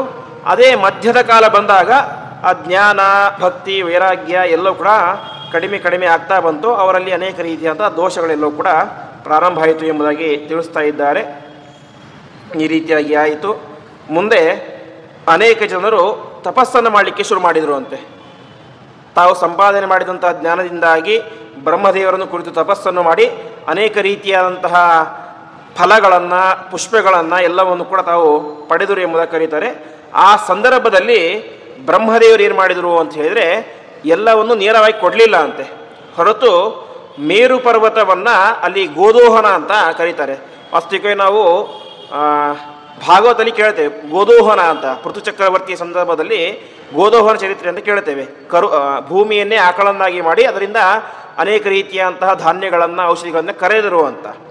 ಅದಕ್ಕಿಂತ ಮುಂಚೆ ಪ್ರಾರಂಭದ ತ್ರೇತಾಯುಗದಲ್ಲಿ ಬ್ರಹ್ಮದೇವರು ಮಾಡಿದಂತಹ ಗೋದೋಹನ ಅಂದರೆ ಆಕಳನ್ನು ಕರೆಯುವುದು ಅಂತ. ಇಲ್ಲಿ ಆಕಳು ಯಾವುದು ಅಂತ ಹೇಳಿದ್ರೆ ಇಡೀ ಭೂಮಿಯೇನೇ ಆಕಳು. ಕರು ಬೇಕು. ನಾವು ಹೋಗಿ ಕರೆದ ತಕ್ಷಣ ಹಾಲು ಬರೋದಿಲ್ಲ. ಕರು ಹೋಗಿ ಬಾಯಿ ಹಾಕಿದಾಗ ಹಾಲು ಬರಲಿಕ್ಕೆ ಶುರುವಾಗುತ್ತೆ. ಹಾಗಾಗಿ ಕರು ಯಾವುದು ಅಂತ ಹೇಳಿದ್ರೆ ಮೇರು ಪರ್ವತವನ್ನೇ ಕರುವನ್ನಾಗಿ ಮಾಡಿಕೊಂಡು ಏನು ಮಾಡ್ತಾರೆ, ಭೂದೇವಿಯಿಂದಾಗಿ ಅನೇಕ ರೀತಿಯಾದಂಥ ಔಷಧಿಗಳು, ಫಲಪುಷ್ಪಾದಿಗಳನ್ನೆಲ್ಲ ಬ್ರಹ್ಮದೇವರು ಕರೀತಾರೆ ಅಂತೆ. ಹೀಗೆ ಇಷ್ಟೆಲ್ಲ ಆದಮೇಲೆ ಜೀವನ ಮಾಡಲಿಕ್ಕೆ ಯಾವುದ್ಯಾವುದು ಬೇಕೋ ಅದೆಲ್ಲವನ್ನು ಕೂಡ ಬ್ರಹ್ಮದೇವರು ಸೃಷ್ಟಿ ಮಾಡಿಕೊಟ್ಟರು ಎಲ್ಲ ಜನರಿಗೆ. ಅದರಿಂದಾಗಿ ಅವರೆಲ್ಲರೂ ಕೂಡ ಮಾಡಲಿಕ್ಕೆ ಶುರು ಮಾಡಿದರು ಅಂತ ತಿಳಿಸ್ತಾರೆ. ಅದಕ್ಕೆ ಯಾವ ಯಾವ ಧಾನ್ಯಗಳು ಬಂದವು ಅಂತ ತಿಳಿಸ್ತಾರೆ. ವ್ರೀಹಯಶ್ಚ ಯವಾಶ್ಚೈವ ಗೋಧೂಮಾಹ ಅಣವಸ್ಥಿಲಾಹ ಪ್ರಿಯಂಗವಃ ಉದಾರಾಶ್ಚ ಕಾರೋಶಾಶ್ಚ ಸತೀನಕಃ ಅಂತ ಭತ್ತ, ಗೋಧಿ, ಜೀರಿಗೆ, ಎಳ್ಳು, ಅದೇ ರೀತಿಯಾಗಿ ಜೋಳ, ಉದ್ದಿನಕಾಳು, ಹೆಸರುಕಾಳು, ಕಡಲೆಕಾಳು, ಅವರೆಕಾಳು, ಹುರುಳಿಕಾಳು, ತೊಗರಿಕಾಳು ಅಂತ 14 ವಿಧವಾದಂತಹ ಧಾನ್ಯಗಳನ್ನು ಬ್ರಹ್ಮದೇವರು ಸೃಷ್ಟಿ ಮಾಡಿ ನೀವು ಇದರಿಂದಾಗಿ ಆಹಾರ ಪದಾರ್ಥಗಳನ್ನು ತಿಂದು ನಿಮ್ಮ ದೇಹದಲ್ಲಿ ಶಕ್ತಿಯನ್ನು ಪಡೆದುಕೊಳ್ಳಿ ಎಂಬುದಾಗಿ ತಿಳಿಸ್ತಾ ಇದ್ದಾರೆ. ಹೀಗೆ ಇವೆಲ್ಲವನ್ನು ಕೂಡ ಮಾಡಿದ್ದು ಹೇಗೆ? ಭೂಮಿಯ ಗೋದೋಹನ ಅಂತ. ಅಂದರೆ ಇದೆಲ್ಲವೂ ಕೂಡ ಆಲ್ರೆಡಿ ಭೂಮಿಯಲ್ಲಿ ಇದ್ದಿದ್ದೇನೆ. ಇರುವುದನ್ನು ಹೇಗೆ ಹೊರತರಬೇಕು ಅಂತ ಯಾರಿಗೆ ಗೊತ್ತಿಲ್ಲ? ಮನುಷ್ಯರಿಗೆ ಗೊತ್ತಿಲ್ಲ. ಅದು ಮನುಷ್ಯರ ಅಜ್ಞಾನ. ಹಾಗಾಗಿ ಮನುಷ್ಯರು ಬ್ರಹ್ಮದೇವರನ್ನು ಕುರಿತು ತಪಸ್ಸನ್ನು ಮಾಡಿ ಅವರೇನು ಮಾಡ್ತಾರೆ, ಬ್ರಹ್ಮದೇವರ ಮೂಲಕ ಎಲ್ಲವನ್ನು ಕೂಡ ಪಡೀತಾರೆ. ಹೀಗೆ ಮೊದಲು ಎಲ್ಲವೂ ಕೂಡ ಭೂಮಿಗೆ ಬಂತು, ಯಾವ ಧಾನ್ಯಾದಿಗಳು. ಅದನ್ನು ಉಪಯೋಗಿಸಿಕೊಂಡು ಮತ್ತೆ ಮುಂದೆ ವ್ಯವಸಾಯವನ್ನೆಲ್ಲ ವಿಶೇಷವಾಗಿ ಪ್ರಾರಂಭ ಮಾಡಿದರು ಎಂಬುದಾಗಿ ತಿಳಿಸ್ತಾರೆ. ಅದೇ ರೀತಿಯಾಗಿ ಬ್ರಹ್ಮದೇವರು ಇಂಥಿಂಥವರು ಅಂತ, ಅಂದರೆ ಬ್ರಾಹ್ಮಣ, ಕ್ಷತ್ರಿಯ, ವೈಶ್ಯ, ಶೂದ್ರ, ಬ್ರಹ್ಮಚಾರಿ, ಗೃಹಸ್ಥ, ವಾನಪ್ರಸ್ಥ, ಸನ್ಯಾಸ ಅಂತ ಒಂದು ವರ್ಣಾಶ್ರಮ ವಿಭಾಗ. ನೀವು ಇಂತಿಂತಹ ಕಾರ್ಯಗಳನ್ನೇ ಮಾಡಬೇಕು, ಇಂತಹ ಕಾರ್ಯಗಳನ್ನು ಮಾಡಿದರೆ ನಿಮ್ಮ ಜೀವನ ಉದ್ಧಾರ ಅಂತ ಎಲ್ಲವನ್ನು ಕೂಡ ಒಬ್ಬೊಬ್ಬರಿಗೆ ವಿಭಾಗ ಮಾಡಿ ತಿಳಿಸ್ತಾರೆ. ಅದರಲ್ಲಿ ವಿಶೇಷವಾಗಿ ಬ್ರಾಹ್ಮಣರನ್ನು ಧರ್ಮದ ಬೋಧನೆಗೆ ಅಂತ ನಿಯೋಜನೆ ಮಾಡ್ತಾರೆ ಅಂತೆ. ನೀವು ಬ್ರಾಹ್ಮಣರು, ನಿಮಗೆ ಪರಮಾತ್ಮನ ಜ್ಞಾನ ವಿಶೇಷವಾಗಿ ಇದೆ. ಹಾಗಾಗಿ ನೀವೇನು ಮಾಡಬೇಕು, ಎಲ್ಲ ಜನರಿಗೂ ಕೂಡ ಪರಮಾತ್ಮನ ತತ್ವದ ವಿಶೇಷವಾದಂತಹ ಉಪದೇಶವನ್ನು ಮಾಡಬೇಕು. ಇದು ನಿಮ್ಮ ಕೆಲಸ. ಕ್ಷತ್ರಿಯರೇನು? ಶಕ್ತಿ, ಕ್ಷತ್ರಿಯಾಣ ಬಲಂ ದಂಡಂ ಯುದ್ಧಂ ಆಜೀವ ಸಾಧಿಸದೆ ಎಂಬುದಾಗಿ ಕ್ಷತ್ರಿಯರಿಗೆ ಬಲ ಜಾಸ್ತಿ. ಹಾಗಾಗಿ ಒಂದು ವೇಳೆ ನಮ್ಮ ರಾಜ್ಯದ ಮೇಲೆ ಯಾರಾದರೂ ಆಕ್ರಮಣ ಮಾಡಿದರೆ ನೀವು ಯುದ್ಧ ಮಾಡಿ ಅವರನ್ನು ಗೆಲ್ಲಬೇಕು. ಇದು ನಿಮ್ಮ ಧರ್ಮ. ವೈಶ್ಯರಿಗೇನು? ಪಶುಪಾಲ್ಯಂ ಚ ವಾಣಿಜ್ಯಂ ಕೃಷಿಂ ಚೈವ ವಿಷಾಂ ದದವು ಅಂತ ಪಶುಗಳನ್ನು ರಕ್ಷಣೆ ಮಾಡುವುದು, ಹಾಲನ್ನು ಕೊಡುವಂತಹ ದನ, ಎಮ್ಮೆ ಇತ್ಯಾದಿಗಳನ್ನು ರಕ್ಷಣೆ ಮಾಡೋದು. ಅದೇ ರೀತಿ ವಾಣಿಜ್ಯ ಅಂದರೆ ವ್ಯಾಪಾರ, ಅದೇ ರೀತಿ ಕೃಷಿ, ಇದನ್ನು ನೀವು ಮಾಡಬೇಕು.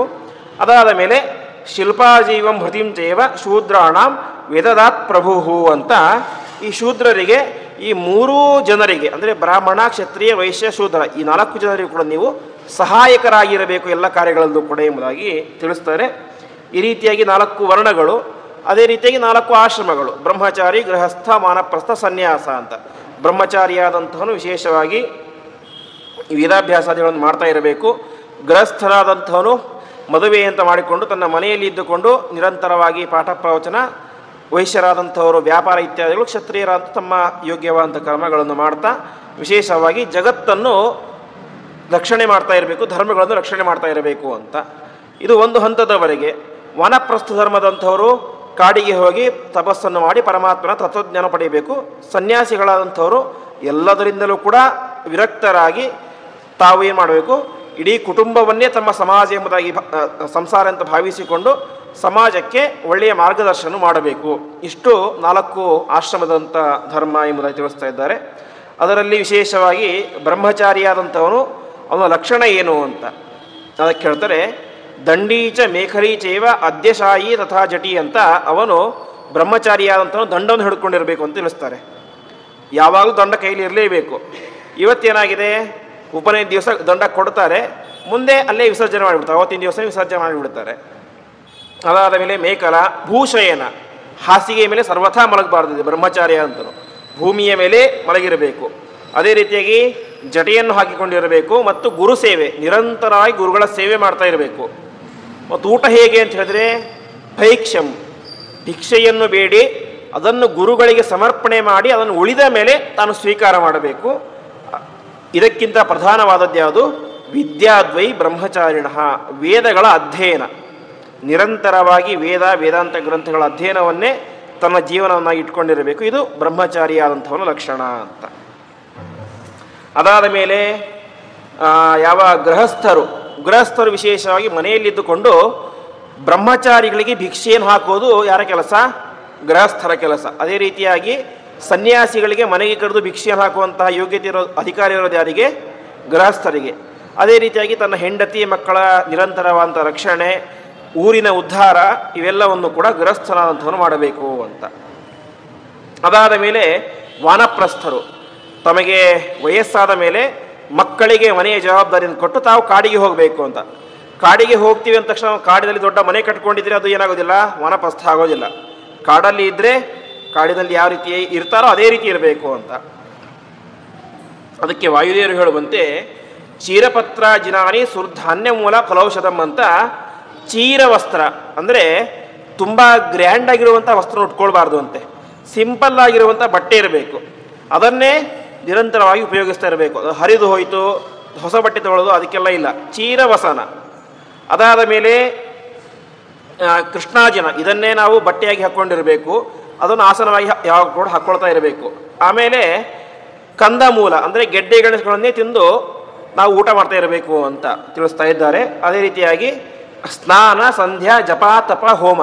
ಸ್ನಾನ, ಸಂಧ್ಯಾ ವಂದನೆ, ಜಪ, ತಪಸ್ಸು ಇವೆಲ್ಲವೂ ಕೂಡ ಅವರ ಪ್ರಧಾನವಾದಂಥ ಧರ್ಮ. ಕಾಡಿನಲ್ಲೇ ಇದ್ದುಕೊಂಡು ಇವರೇನು ಮಾಡ್ತಾ ಇರಬೇಕು, ನಿರಂತರವಾಗಿ ಮಾಡ್ತಾ ಇರಬೇಕು ಅಂತ. ಇನ್ನು ವಿಶೇಷವಾಗಿ ಹೇಳೋದು ಅಂತ ಹೇಳಿದ್ರೆ ಇವರಿಗೆ ಅಗ್ನಿ ಅನ್ನೋದಿಲ್ಲ ಅಂತೆ. ಅಗ್ನಿ ಅನ್ನೋದಿಲ್ಲ ಅಂದರೆ ಹೋಮಾದಿಗಳನ್ನು ಮಾಡಲಿಕ್ಕೆ ಅಗ್ನಿ ಇದೆ, ಆದರೆ ಬೇಯಿಸಿದಂತಹ ಊಟವನ್ನು ತಿನ್ನಬಾರ್ದು ಅಂತೆ. ವಾನಪ್ರಸ್ಥದಲ್ಲಿ ಇರುವಂಥವರು ಸನ್ಯಾಸಿಗಳಿಗೆ ಯಾವ ರೀತಿಯಾಗಿ ಅಗ್ನಿಯೇ ಇಲ್ಲ, ಅವರು ಹೋಮ ಮಾಡೋಗಿಲ್ಲ, ಅಡಿಗೆ ಕೂಡ ಮಾಡೋ ಹಾಗಿಲ್ಲ. ಇವರಿಗೆ ಹಾಗಲ್ಲ, ಅಗ್ನಿ ಇದೆ, ಆದರೆ ಹೋಮಾದಿಗಳಿಗೆ ಅಗ್ನಿ ಇದೆ, ಅರೆ ಅಡಿಗೆ ಮಾಡಲಿಕ್ಕೆ ಅಂತ ಇವರಿಗೆ ಅಗ್ನಿಯ ಅಧಿಕಾರ ಇಲ್ಲ. ಹಾಗಾಗಿ ಕಾಡಿನಲ್ಲಿ ಸ್ವತಃ ತಾವಾಗಿಯೇ ಬೆಳೆದಂತಹ ಗೆಡ್ಡೆ ಗೆಣಸುಗಳು, ಎಲೆಗಳು ಇದನ್ನು ತಿಂದುಕೊಂಡು ಜೀವನ ಮಾಡ್ತಿರಬೇಕು. ಇದು ಅತ್ಯಂತ ಶ್ರೇಷ್ಠವಾದಂಥ ಧರ್ಮ, ವಾನಪ್ರಸ್ಥ ಧರ್ಮ ಅಂತ. ಅದಾದ ಮೇಲೆ ಸನ್ಯಾಸಿಯಾದಂಥವರು ಎಲ್ಲವನ್ನು ಕೂಡ ಬಿಟ್ಟು ಪರಮಾತ್ಮನ ಸರ್ವೋತ್ತಮತ್ವವನ್ನು ನಿರಂತರವಾಗಿ ಸಾಧನೆ ಮಾಡ್ತಾ ಇರಬೇಕು. ಅವನು ವಿಶೇಷವಾಗಿ ಹತ್ತಿರದಲ್ಲಿ ಇರುವಂತಹ ಯಾವ ಗೃಹಸ್ಥರು ಅವರ ಮನೆಗೆ ಹೋಗಿ ಭಿಕ್ಷೆಯನ್ನು ಬೇಡಬೇಕು, ಇದನ್ನು ಮಾಡಬೇಕು. ಆಮೇಲೆ ಅಸ್ತೇಯ, ಯಾವತ್ತೂ ಕೂಡ ಕಳ್ಳತನ ಮಾಡಬಾರ್ದು, ಕಳ್ಳತನವನ್ನು ಯಾರೂ ಮಾಡಬಾರ್ದು. ಸನ್ಯಾಸಿಯಾದಂತೂ ವಿಶೇಷವಾಗಿ ಯಾವುದನ್ನು ಮಾಡಲೇಬಾರದು ಅಂತ ತಿಳಿಸ್ತಾ ಇದ್ದಾರೆ. ಹಾಗೆ ಸ್ತ್ರೀಯ ಸಂಘವನ್ನು ಮಾಡಬಾರದು, ದಯೆ ಎಂಬುದು ಪ್ರಧಾನವಾಗಿ ಇರಬೇಕು. ದಯಾ ಸಮುದ್ರ, ನಾವು ರಾಯರನ್ನೇ ಅಂತ ಕೇಳ್ತೇವೆ, ದಯಾ ಸಮುದ್ರರು ಅಂತ ಕರಿತೇವೆ, ಕ್ಷಮಾ ಸಮುದ್ರರು ಅಂತ. ಆ ರೀತಿಯಾಗಿ ಸನ್ಯಾಸಿಗಳು ಇರಬೇಕು, ಕ್ಷಮಾ ಸಮುದ್ರರಾಗಿರಬೇಕು. ಯಾರೇ ಏನು ತಪ್ಪು ಮಾಡಿದರೂ ಕೂಡ ಅವರನ್ನು ಕ್ಷಮಿಸುವಂತಹ ಗುಣ ಅದು ಸನ್ಯಾಸಿಯಲ್ಲಿ ಇರಬೇಕು ಅಂತ ತಿಳಿಸ್ತಾ ಇದ್ದಾರೆ. ಆಮೇಲೆ ಅಕ್ರೋಧ, ಯಾವತ್ತೂ ಕೂಡ ಸಿಟ್ಟಾಗಬಾರದು ಅಂತ. ಸಿಟ್ಟಾದರೆ ಅದೇ ಮೈಲಿಗೆ ಅಂತ ತಿಳಿಸ್ತಾರೆ. ಹಾಗಾಗಿ ಸಿಟ್ಟಾಗಬಾರದು. ಮತ್ತು ಗುರು ಸೇವೆ, ತಮ್ಮ ಗುರುಗಳ ಸೇವೆಯನ್ನು ವಿಶೇಷವಾಗಿ ಮಾಡಬೇಕು. ಯಾವಾಗಲೂ ಸತ್ಯವನ್ನೇ ಹೇಳಬೇಕು, ಧರ್ಮಾಚರಣೆಯನ್ನು ಮಾಡಬೇಕು. ಇದು ಯತಿಗಳಾದಂತಹ ಧರ್ಮ ಎಂಬುದಾಗಿ. ಹೀಗೆ ವರ್ಣದ ಧರ್ಮಗಳು ಮತ್ತು ಆಶ್ರಮದ ಧರ್ಮಗಳು ಇವುಗಳನ್ನು ಸಂಕ್ಷಿಪ್ತವಾಗಿ ಇವರು ವಿಶೇಷವಾಗಿ ವರ್ಣನೆಯನ್ನು ಮಾಡ್ತಾರೆ. ಇದೆಲ್ಲ ಮಾಡಬೇಕು. ಇದೆಲ್ಲದಕ್ಕಿಂತಲೂ ಕೂಡ ಪ್ರಧಾನವಾದದ್ದು ಯಾವುದು ಅಂತ ಹೇಳಿದ್ರೆ ನಮ್ಮ ಭಾವಶುದ್ಧಿ, ಮನಸ್ಸಿನ ಶುದ್ಧಿ. ಮನಸ್ಸಿನ ಶುದ್ಧಿ ಇಲ್ಲದಂತೆ ಎಷ್ಟೇ ದೊಡ್ಡ ದಾನ ಧರ್ಮಾದಿಗಳನ್ನು ಮಾಡಿದರೂ ಕೂಡ ಏನಿಲ್ಲ, ಅದಕ್ಕೆ ಪ್ರಯೋಜನ ಇಲ್ಲ. ಮನಸ್ಸಿನ ಶುದ್ಧಿ ಇಲ್ಲದೆ ಸನ್ಯಾಸಿಯ ವೇಷವನ್ನು ಧಾರಣೆ ಮಾಡಿದರೆ ಅದಕ್ಕೆ ಯಾವುದೇ ರೀತಿ ಬೆಲೆ ಇಲ್ಲ. ಮನಸ್ಸಿನ ಶುದ್ಧಿ ಇಲ್ಲದೆ ವೇದಾಧ್ಯಯನ ಮಾಡಿದರೆ ಅದಕ್ಕೂ ಬೆಲೆ ಇಲ್ಲ. ಹೀಗೆ 4 ವರ್ಣಾಶ್ರಮದವರಿಗೂ ಕೂಡ ಪ್ರಧಾನವಾದಂತಹ ಧರ್ಮ ಯಾವುದು ಅಂತ ಹೇಳಿದರೆ ಅದು ಮನಸ್ಸಿನ ಶುದ್ಧಿ, ಅಂತರಂಗದ ಶುದ್ಧಿ. ಅಂತರಂಗದ ಶುದ್ಧಿ ಇದ್ದುಕೊಂಡು ಯಾವುದೇ ಕಾರ್ಯವನ್ನು ಮಾಡಿದರೂ ಕೂಡ ಅದೇನಾಗುತ್ತೆ, ನಮಗೆ ಪರಿಪೂರ್ಣವಾದಂತಹ ಫಲವನ್ನು ಕೊಡುತ್ತೆ. ಅಂತರಂಗದ ಶುದ್ಧಿ ಇಲ್ಲದೆ ಸರ್ವಸ್ವವನ್ನು ದಾನ ಮಾಡಿದರೂ ಕೂಡ 1 ರೂಪಾಯಿ ದಾನ ಮಾಡಿದ ಫಲವು ಕೂಡ ನಮಗೆ ಬರಲಿಕ್ಕೆ ಸಾಧ್ಯ ಇಲ್ಲ. ಹಾಗಾಗಿ ಅಂತರಂಗದ ಶುದ್ಧಿ ಅದು ಪ್ರಧಾನವಾಗಿರಬೇಕು ಅಂತ ತಿಳಿಸ್ತಾ ಇದ್ದಾರೆ. ಹೀಗೆ ತಿಳಿಸಿದ ಮೇಲೆ ಮುಂದೆ ಆ ಬ್ರಹ್ಮದೇವರು ಮಾಡಿದಂತಹ ಮತ್ತೆ ಬೇರೆ ಸೃಷ್ಟಿ ತಿಳಿಸ್ತಾ ಇದ್ದಾರೆ. ಅಲ್ಲಿ ವಿಶೇಷವಾಗಿ ಶತರೂಪಾದೇವಿ ಮತ್ತು ಸ್ವಯಂಭೂ ಮನುಗಳು, ನಾವು ಭಾಗವತದಲ್ಲೂ ಕೂಡ ಕೇಳ್ತೇವೆ. ಸ್ವಯಂಭೂ ಮನುಗಳ ಚರಿತ್ರೆ, ಯಜ್ಞನಾಮಕನಾದಂಥ ಪರಮಾತ್ಮನ ಚರಿತ್ರೆ ಕೇಳ್ತೇವೆ. ಅವರ ಸೃಷ್ಟಿಯಾಯಿತು ಅಂತ. ಈ ರೀತಿಯಾಗಿ ಆ ಶತರೂಪಾದೇವಿ ಮತ್ತು ಸ್ವಯಂಭೂ ಮನುಗಳು ಇವರಿಬ್ಬರ ವಿವಾಹವಾಯಿತು ಎಂಬುದಾಗಿ ತಿಳಿಸ್ತಾ ಇದ್ದಾರೆ. ಈ ಸಂದರ್ಭದಲ್ಲಿ ಯಾವ ಸ್ವಯಂಭೂ ಮನುಗಳಿಗೆ 2 ಗಂಡು ಮಕ್ಕಳು ಹುಟ್ಟಿದರು. ಒಬ್ಬ ಪ್ರಿಯವ್ರತ, ಇನ್ನೊಬ್ಬ ಉತ್ತಾನಪಾದ ಅಂತ. 2 ಗಂಡು ಮಕ್ಕಳು. ಮತ್ತೆ ವಾಸ್ತವಿಕವಾಗಿ 3 ಜನ ಹೆಣ್ಣು ಮಕ್ಕಳು, ಆಕೂತಿ, ದೇವಹೂತಿ, ಪ್ರಸೂತಿ ಅಂತ. ಆದರೆ ವಾಯುಪುರಾಣದಲ್ಲಿ ಹೇಳ್ತಾರೆ ಕನ್ವೇ ದ್ವೇಚ ಮಹಾಭಾಗ್ಯೆ ಯಾಭ್ಯಾಂ ಜಾತ ಪ್ರಜಾಸ್ತಿಮ ಅಂತ. ಆಕೂತಿ ಮತ್ತು ಪ್ರಸೂತಿ ಇಬ್ಬರ ಹೆಸರನ್ನು ಮಾತ್ರ ಹೇಳುತ್ತೆ ವಾಯುಪುರಾಣ. ನಾವು ಅದನ್ನೇನೋ ಮಿಸ್ ಆಗಿದೆ ಅಂತ ಅನ್ಕೊಳ್ಳೋ ಹಾಗಿಲ್ಲ. ಯಾಕೆಂದರೆ ಮುಂದೆ ವಾಯುಪುರಾಣದಲ್ಲಿ ಚರಿತ್ರೆಯನ್ನು ಹೇಳಬೇಕಾದರೂ ಕೂಡ ಆಕೂತಿ ಮತ್ತು ಪ್ರಸೂತಿಯರ ಕಥೆಯನ್ನು ಮಾತ್ರ ಹೇಳುತ್ತೆ. ದೇವಹೂತಿಯ ಕಥೆಯನ್ನು ವಾಯುಪುರಾಣ ಹೇಳೋದೇ ಇಲ್ಲ. ಅದಕ್ಕೆ ಕಾರಣ ಯಾಕೆ ಅಂತ ಹೇಳಿದ್ರೆ ನಿನ್ನೆ ಹೇಳಿದಂತೆ ಪ್ರಘಸ ಎನ್ನುವಂಥ ಪುರಾಣದ ಶೈಲಿ. ಪ್ರತಿಯೊಂದು ವಿಚಾರಗಳನ್ನು ಹೇಳ್ತಾ ಹೋಗಿಬಿಟ್ರೆ ಪುರಾಣ ವಿಸ್ತಾರವಾಗಿ ಆಗುತ್ತೆ. ಹಾಗಾಗಿ ಕಪಿಲರೂಪಿಯಾದಂಥ ಪರಮಾತ್ಮನ ಚರಿತ್ರೆ, ದೇವಹೂತಿಯ ಚರಿತ್ರೆ ಅದು ಭಾಗವತದಲ್ಲಿ ವಿಸ್ತಾರವಾಗಿ 3ನೇ ಸ್ಕಂದದಲ್ಲಿ ಬಂದಿದೆ. ಕಪಿಲಗೀತೆ ಅಂತ ಪ್ರಸಿದ್ಧವಾದದ್ದು. ಹಾಗಾಗಿ ಆ ಚರಿತ್ರೆಯನ್ನು, ದೇವಹೂತಿಯ ಚರಿತ್ರೆಯನ್ನು ಇಲ್ಲಿ ಹೇಳದೇನೆ ಕೇವಲ ಆಕೂತಿ ಮತ್ತು ಪ್ರಸೂತಿ ಇಬ್ಬರ ಚರಿತ್ರೆಯನ್ನು ಮಾತ್ರ ಹೇಳ್ತಾ ಇದ್ದಾರೆ ಅಂತ ನಾವು ಇಟ್ಕೊಳ್ಬೇಕು. ಈ ರೀತಿಯಾಗಿ ಆಯಿತು. ಮುಂದೆ ಆ ಸ್ವಯಂಭುವ ಮನುಗಳು ಪ್ರಸೂತಿ ಎನ್ನುವಂಥ ತನ್ನ ಮಗಳನ್ನು ದಕ್ಷ ಪ್ರಜಾಪತಿಗೆ, ಪ್ರಜೇಶ್ವರನಿಗೆ ಕೊಟ್ಟು ಮದುವೆ ಮಾಡ್ತಾರೆ. ಅದೇ ರೀತಿಯಾಗಿ ಆಕೂತಿ ದೇವಿಯನ್ನು ರುಚಿ ಪ್ರಜಾಪತಿಗಳಿಗೆ, ಅಂದರೆ ಕೊಟ್ಟಂಥದ್ದು ಯಾರೋ ಸಾಮಾನ್ಯ ರಾಜ ಮಹಾರಾಜರುಗಳಿಗಲ್ಲ, ಹೊರತು ಸಾಕ್ಷಾತ್ ಪ್ರಜಾಪತಿಗಳಿಗೆ ತನ್ನ ಮಗಳನ್ನು ಕೊಟ್ಟು ಮದುವೆ ಮಾಡ್ತಾನೆ ಯಾವ ಸ್ವಯಂಭುವ ಮನುಗಳು. ಅದರಲ್ಲಿ ವಿಶೇಷವಾಗಿ 14 ಜನ ಹೆಣ್ಣು ಮಕ್ಕಳು ಹುಡ್ತಾರೆ ಅಂತೆ. ಶ್ರದ್ಧಾ, ಲಕ್ಷ್ಮಿ, ಧೃತಿ, ತುಷ್ಟಿ, ಪುಷ್ಟಿ, ಮೇಧಾ, ಕ್ರಿಯಾ, ಬುದ್ಧಿ, ಲಜ್ಜಾ, ವಪು, ಶಾಂತಿ, ಸಿದ್ಧಿ, ಕೀರ್ತಿ ಎಂಬ 14 ಜನ ಹೆಣ್ಣು ಮಕ್ಕಳು. ಅದರಲ್ಲಿ ದಾಕ್ಷಾಯಿಣಿ ದೇವಿಯನ್ನು, ಅಂದರೆ ದಕ್ಷ ಪ್ರಜಾಪತಿಯ ಮಗಳಾದಂತಹ ದಾಕ್ಷಾಯಿಣಿಯನ್ನು ವಿಶೇಷವಾಗಿ ಧರ್ಮ ಅದು ತಾನು ಸ್ವೀಕಾರ ಮಾಡ್ತಾನೆ ಅಂತ ಎಂಬುದಾಗಿ ವಾಯುಪುರಾಣ ತಿಳಿಸ್ತಾ ಇದೆ. ಇದಾದ ಮೇಲೆ ಮುಂದೆ ಸೃಷ್ಟಿ ಎಂಬುದು ಪ್ರಾರಂಭ ಆಯಿತು. ಅದೇ ರೀತಿಯಾಗಿ ಖ್ಯಾತಿ, ಸಂಭೂತಿ, ಸ್ಮೃತಿ, ಪ್ರೀತಿ, ಕ್ಷಮ, ಸನ್ನತಿ ಎಂಬುದಾಗಿ ಅನೇಕ ಜನ ಮಕ್ಕಳಿದ್ದರು, ಹೆಣ್ಣು ಮಕ್ಕಳು. ಅವರೆಲ್ಲರನ್ನು ಕೂಡ ವಿಶೇಷವಾಗಿ ಭೃಗು, ಮರೀಚಿ, ಅಂಗಿರಸ, ಪುಲಹ, ಕ್ರತು, ಪುಲಸ್ತ್ಯ, ವಸಿಷ್ಠ ಮುಂತಾದಂಥ ಅನೇಕ ಜನ ಋಷಿಗಳು ಮದುವೆಯಾದರು ಅಂತ. ಅದರಲ್ಲಿ 2 ಮಕ್ಕಳು ಸ್ವಧಾ ಮತ್ತು ಸ್ವಾಹ ಅಂತ. ಸ್ವಧಾದೇವಿಯನ್ನು ಪಿತೃಗಳು ಮದುವೆಯಾದರು. ಹಾಗಾಗಿ ನಾವು ಇವತ್ತು ಶ್ರಾದ್ದವನ್ನು ಮಾಡಬೇಕಾದ್ರೆ ಅಯಂ ಪಿಂಡ ಸ್ವಧಾ ನಮಃ ಅಂತ ಹೇಳ್ತೇವೆ. ಯಾಕೆಂದರೆ ಪಿತೃಗಳ ಹೆಂಡತಿ ಯಾರು? ಸ್ವಧಾದೇವಿ. ಹಾಗಾಗಿ ಸ್ವಧಾ ಅಂತ ಹೇಳೋದು. ಅದಕ್ಕೆ ಹೋಮಕ್ಕೆ ಆಹುತಿಯನ್ನು ಹಾಕಬೇಕಾದ್ರೆ ಸ್ವಾಹ ಅಂತ ಹೇಳ್ತೇವೆ. ಯಾಕೆಂದರೆ ಅಗ್ನಿದೇವರ ಹೆಂಡತಿ ಸ್ವಾಹಾದೇವಿ. ಈ ರೀತಿಯಾಗಿ ತಿಳಿಸ್ತಾ ಇದ್ದಾರೆ. ಹೀಗೆ ಮತ್ತೆ ಮುಂದೆ ಹೇಳುವಂತೆ ಮುಂದಿನ ಕಲ್ಪದಲ್ಲಿ ದಕ್ಷ ಪ್ರಜಾಪತಿಯು ತನ್ನ ಸತೀದೇವಿಯನ್ನು ರುದ್ರದೇವರಿಗೆ ಕೊಟ್ಟು ಮದುವೆಯನ್ನು ಮಾಡ್ತಾರೆ. ಖ್ಯಾತಿ ದೇವಿಯನ್ನು ಭೃಗುಗಳಿಗೆ, ಸಂಭೂತಿಯನ್ನು ಮರೀಚಿಗಳಿಗೆ, ಸ್ಮೃತಿಯನ್ನು ಅಂಗೀರಸರಿಗೆ ಅಂತ ಹೀಗೆ ಅನೇಕ ಜನ ದೊಡ್ಡ ದೊಡ್ಡ ಋಷಿಮುನಿಗಳಿಗೆ, ಪ್ರಜಾಪತಿಗಳಿಗೆ, ದೇವತೆಗಳಿಗೆ ತನ್ನ ಮಕ್ಕಳನ್ನು ಕೊಟ್ಟು ಮದುವೆ ಮಾಡ್ತಾರೆ ಅಂತ ತಿಳಿಸ್ತಾ ಇದ್ದಾರೆ. ಇಷ್ಟಾದ ಮೇಲೆ ಆ ಹೆಣ್ಣು ಮಕ್ಕಳಲ್ಲಿ ಯಾವ ಯಾವ ಮಕ್ಕಳು ಹುಟ್ಟಿದರು ಅಂತ ತಿಳಿಸ್ತಾ ಇದ್ದಾರೆ. ಇದನ್ನು ನಾವು ಸೂಕ್ಷ್ಮವಾಗಿ ಗಮನಿಸಿದರೆ ಅವರ ತಾಯಿಯ ಹೆಸರಿಗೂ ಮತ್ತು ಮಕ್ಕಳ ಹೆಸರಿಗೂ ಒಂದು ವಿಶಿಷ್ಟವಾದ ಸಂಬಂಧ ಇದೆ. ಅದನ್ನು ನಾವು ಗಮನಿಸ್ತಾ ಹೋಗೋಣ. ವಿಶೇಷವಾಗಿ ಶ್ರದ್ಧಾದೇವಿಯಲ್ಲಿ ಕಾಮ ಹುಟ್ಟಿದ ಅಂತ ತಿಳಿಸ್ತಾ ಇದ್ದಾರೆ. ಅಂದರೆ ಎಲ್ಲಿ ಶ್ರದ್ಧೆ ಇರುತ್ತೋ ಅಲ್ಲಿ ಕಾಮ ಇರುತ್ತೆ ಅಂತ.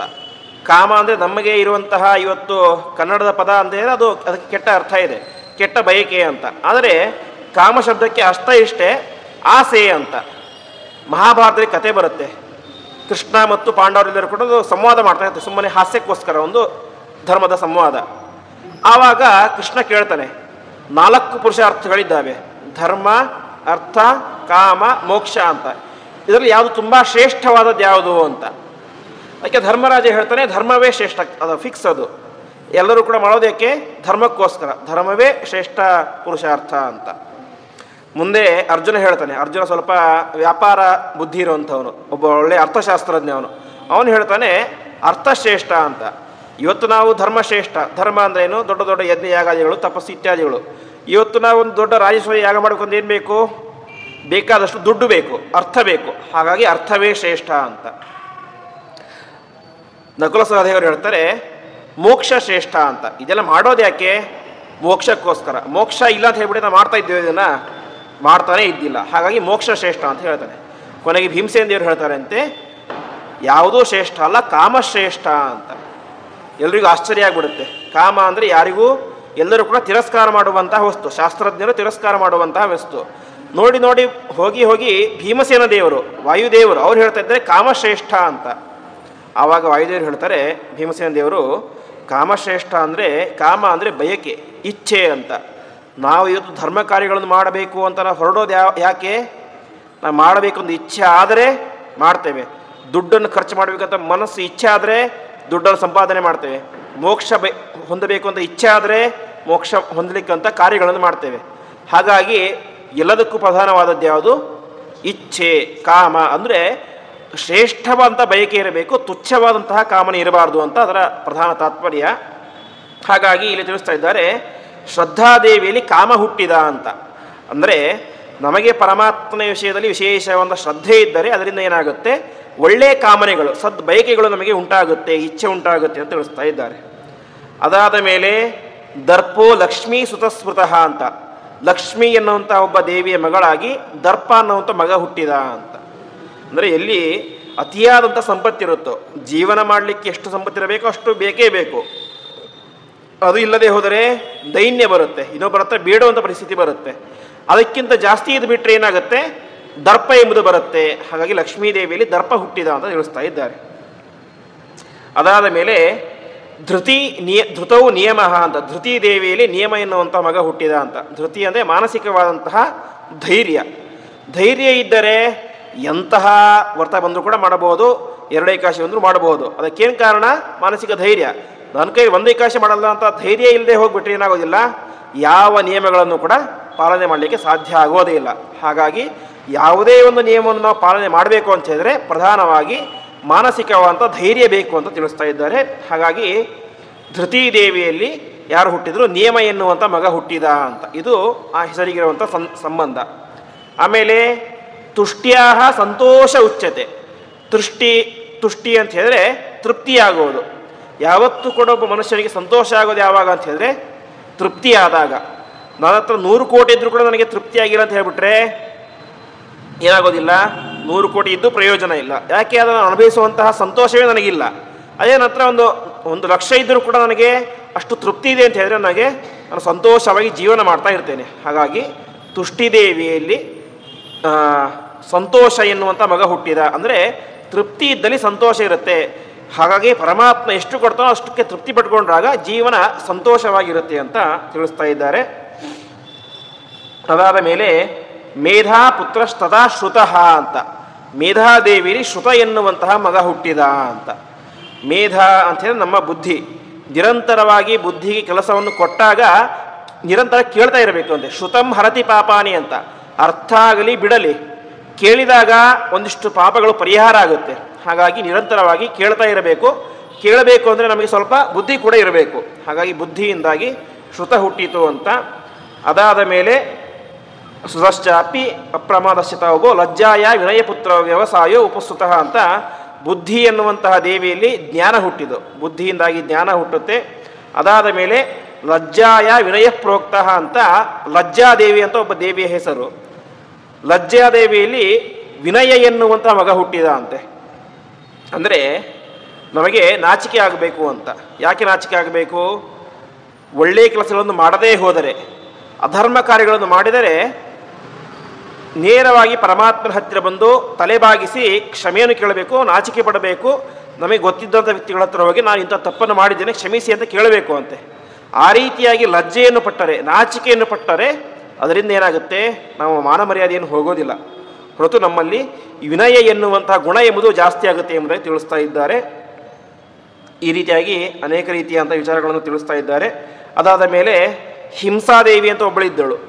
ಅಂದರೆ ಅವಳಲ್ಲಿ ಅನೃತ ಎನ್ನುವಂತಹ ಮಗ ಹುಟ್ಟಿದ ಅಂತ ತಿಳಿಸ್ತಾರೆ. ಹಿಂಸೆಯಿಂದ ಏನಾಗುತ್ತೆ? ಹಿಂಸೆ ಮಾಡಲಿಕ್ಕೋಸ್ಕರ ಸುಳ್ಳು ಹೇಳ್ತೇವೆ. ಅನೃತ ಅಂದರೆ ಸುಳ್ಳು ಅಂತ.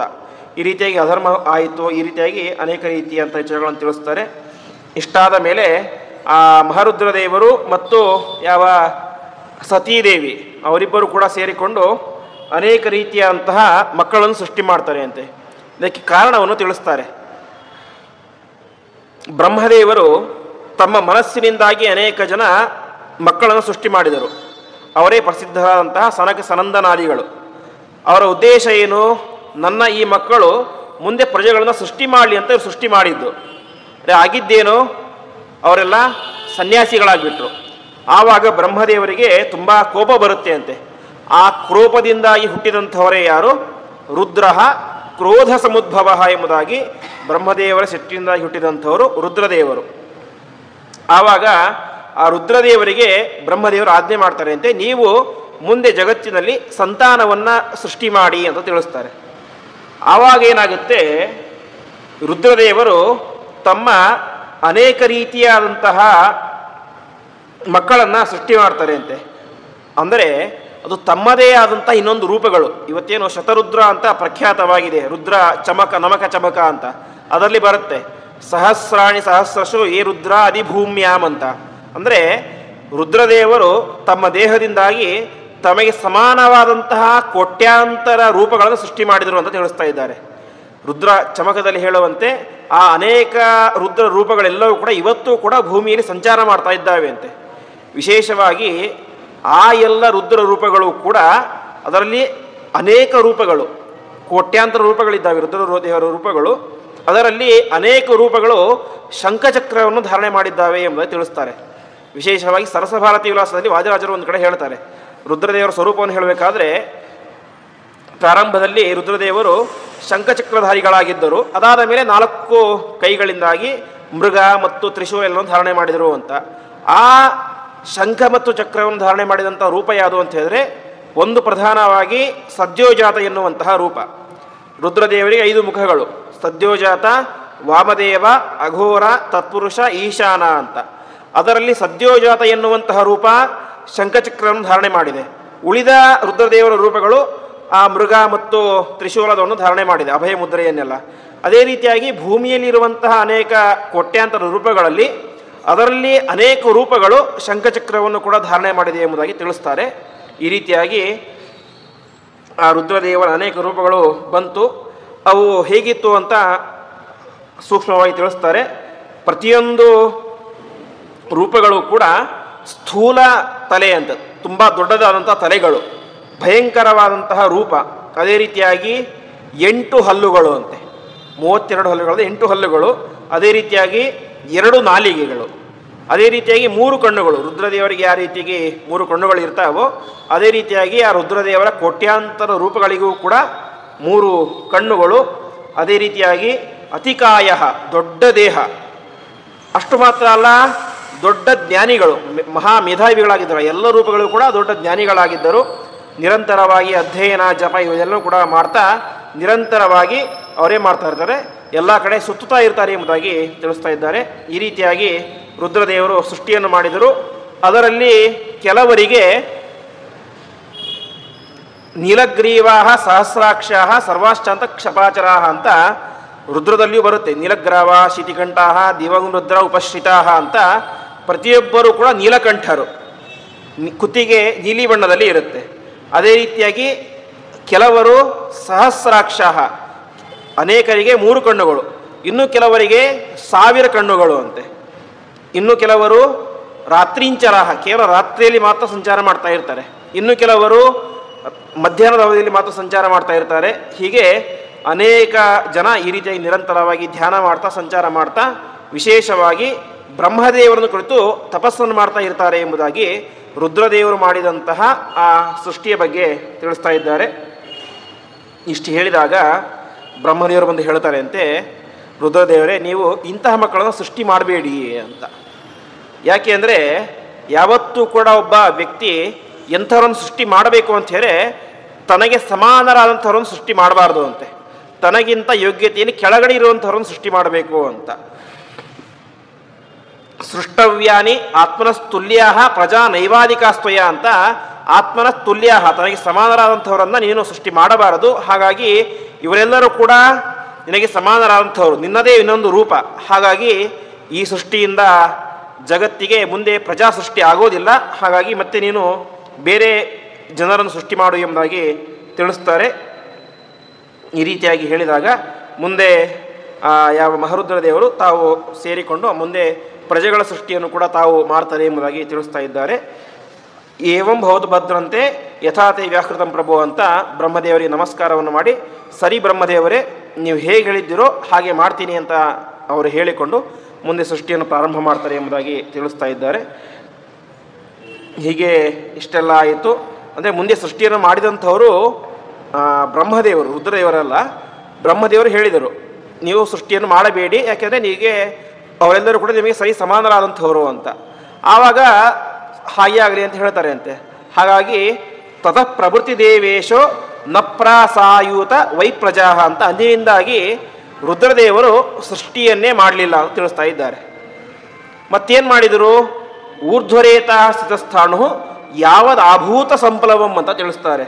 ಅಂದರೆ ಪ್ರಳಯ ಕಾಲದವರೆಗೂ ಕೂಡ ಅವರು ಒಂದೇ ರೀತಿ ಇದ್ದರು, ಸ್ಥಾಣುವಿನಂತೆ. ಸ್ಥಾಣು ಅಂತ ಹೇಳಿದ್ರೆ ಒಂದು ಕಲ್ಲು ಬಂಡೆ ಇರುತ್ತೆ, ಅದು ಯಾವುದೇ ರೀತಿ ವಿಕಾರ ಇರೋದಿಲ್ಲ, ಒಂದೇ ರೀತಿ ಸುಮ್ಮನೆ ಇರುತ್ತೆ. ಆ ರೀತಿಯಾಗಿ ವಿಶೇಷವಾಗಿ ಪರಮಾತ್ಮನ ಕುರಿತು ತಪಸ್ಸನ್ನು ಮಾಡುತ್ತಾ ಅವರು ಸ್ಥಾಣುವಾಗಿ ಇದ್ದರು ಅಂತ ತಿಳಿಸ್ತಾ ಇದ್ದಾರೆ. ಅಂದರೆ ತಾತ್ಪರ್ಯ ಇಷ್ಟು, ರುದ್ರದೇವರು ಒಂದು ರೂಪದಿಂದಾಗಿ ಸ್ಥಾಣುವಾಗಿ ಇದ್ದರು, ಇನ್ನೊಂದು ರೂಪದಿಂದಾಗಿ ಕೈಲಾಸ ಪರ್ವತದಲ್ಲಿ ಸಂಚಾರವನ್ನು ಮಾಡ್ತಾ ತಾವು ಜಗತ್ತಿನ ಪ್ರಳಯ ನಾಶವನ್ನು ಮಾಡ್ತಾ ಇದ್ರು ಎಂಬುದಾಗಿ ತಿಳ್ಕೊಳ್ಬೇಕು.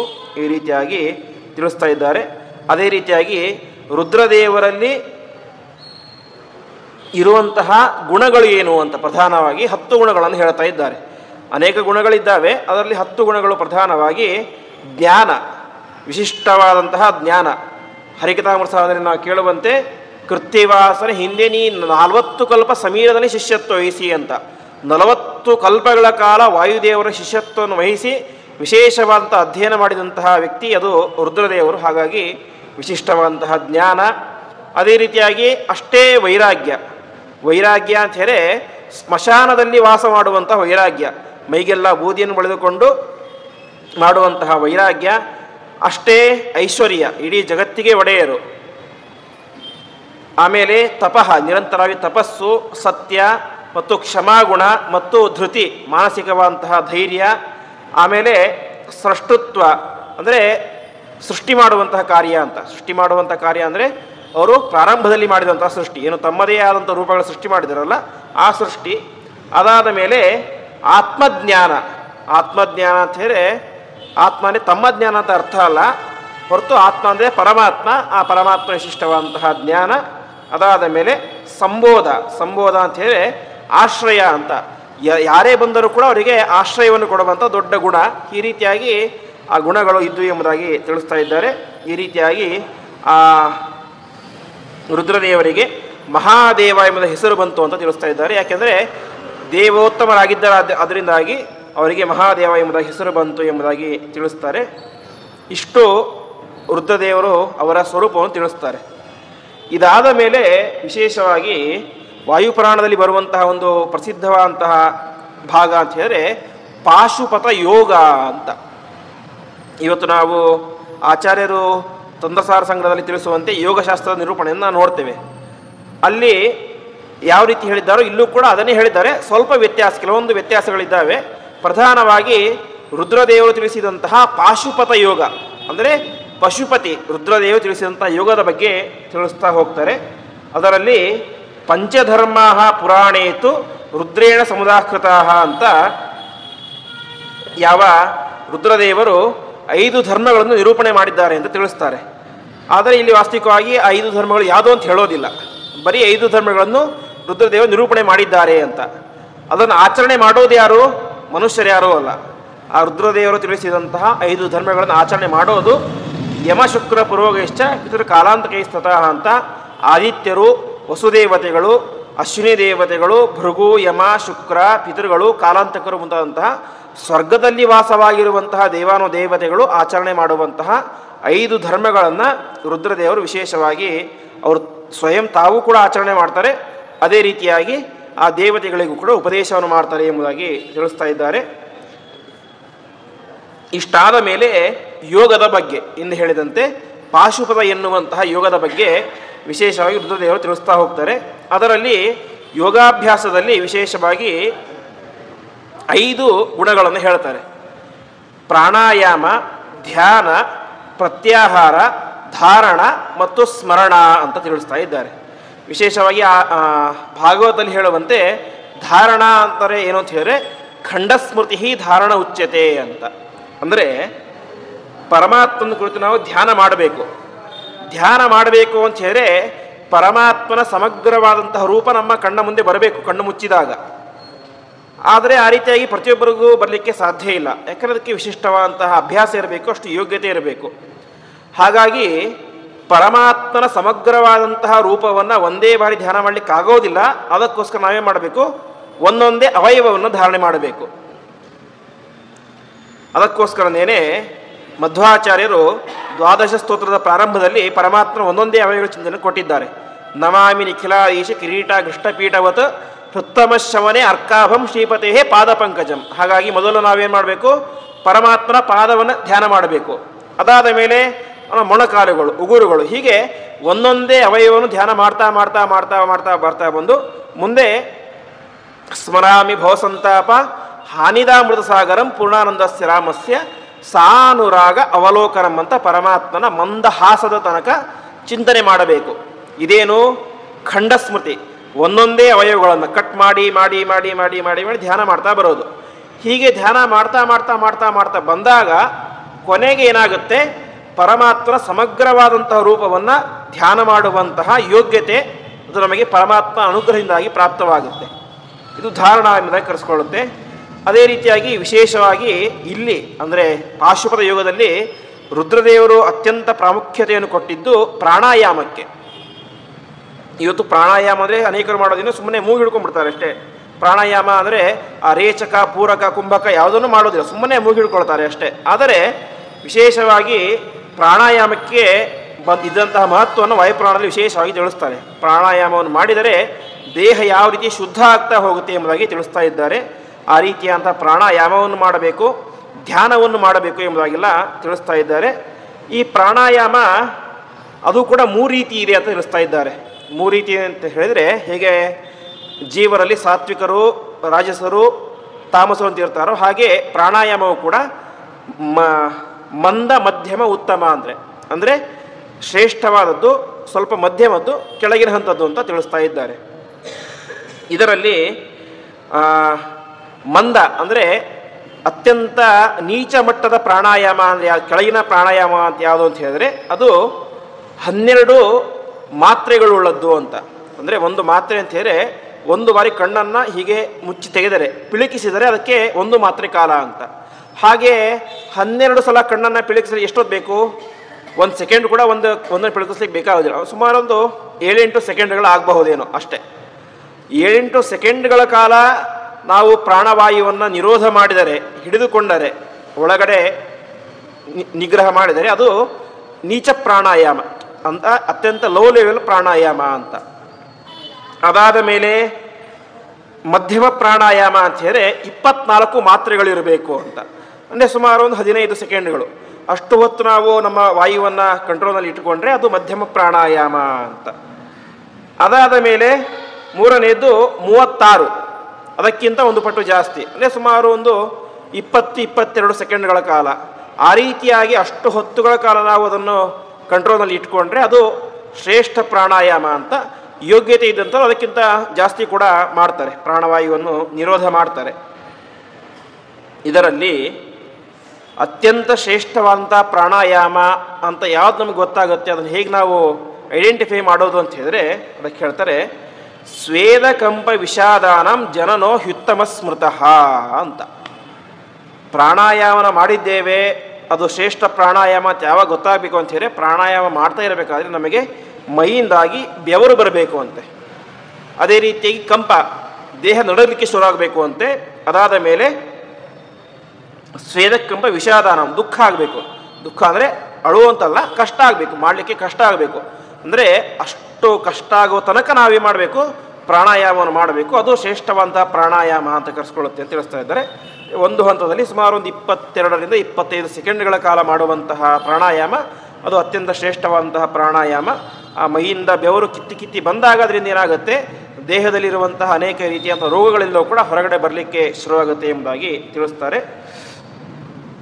ಇದರಿಂದ ಏನಾಗುತ್ತೆ ಅಂತ ತಿಳಿಸ್ತಾ ಇದ್ದಾರೆ. ಅದಕ್ಕೆ ಒಂದು ಉದಾಹರಣೆ ಕೊಡ್ತಾರೆ.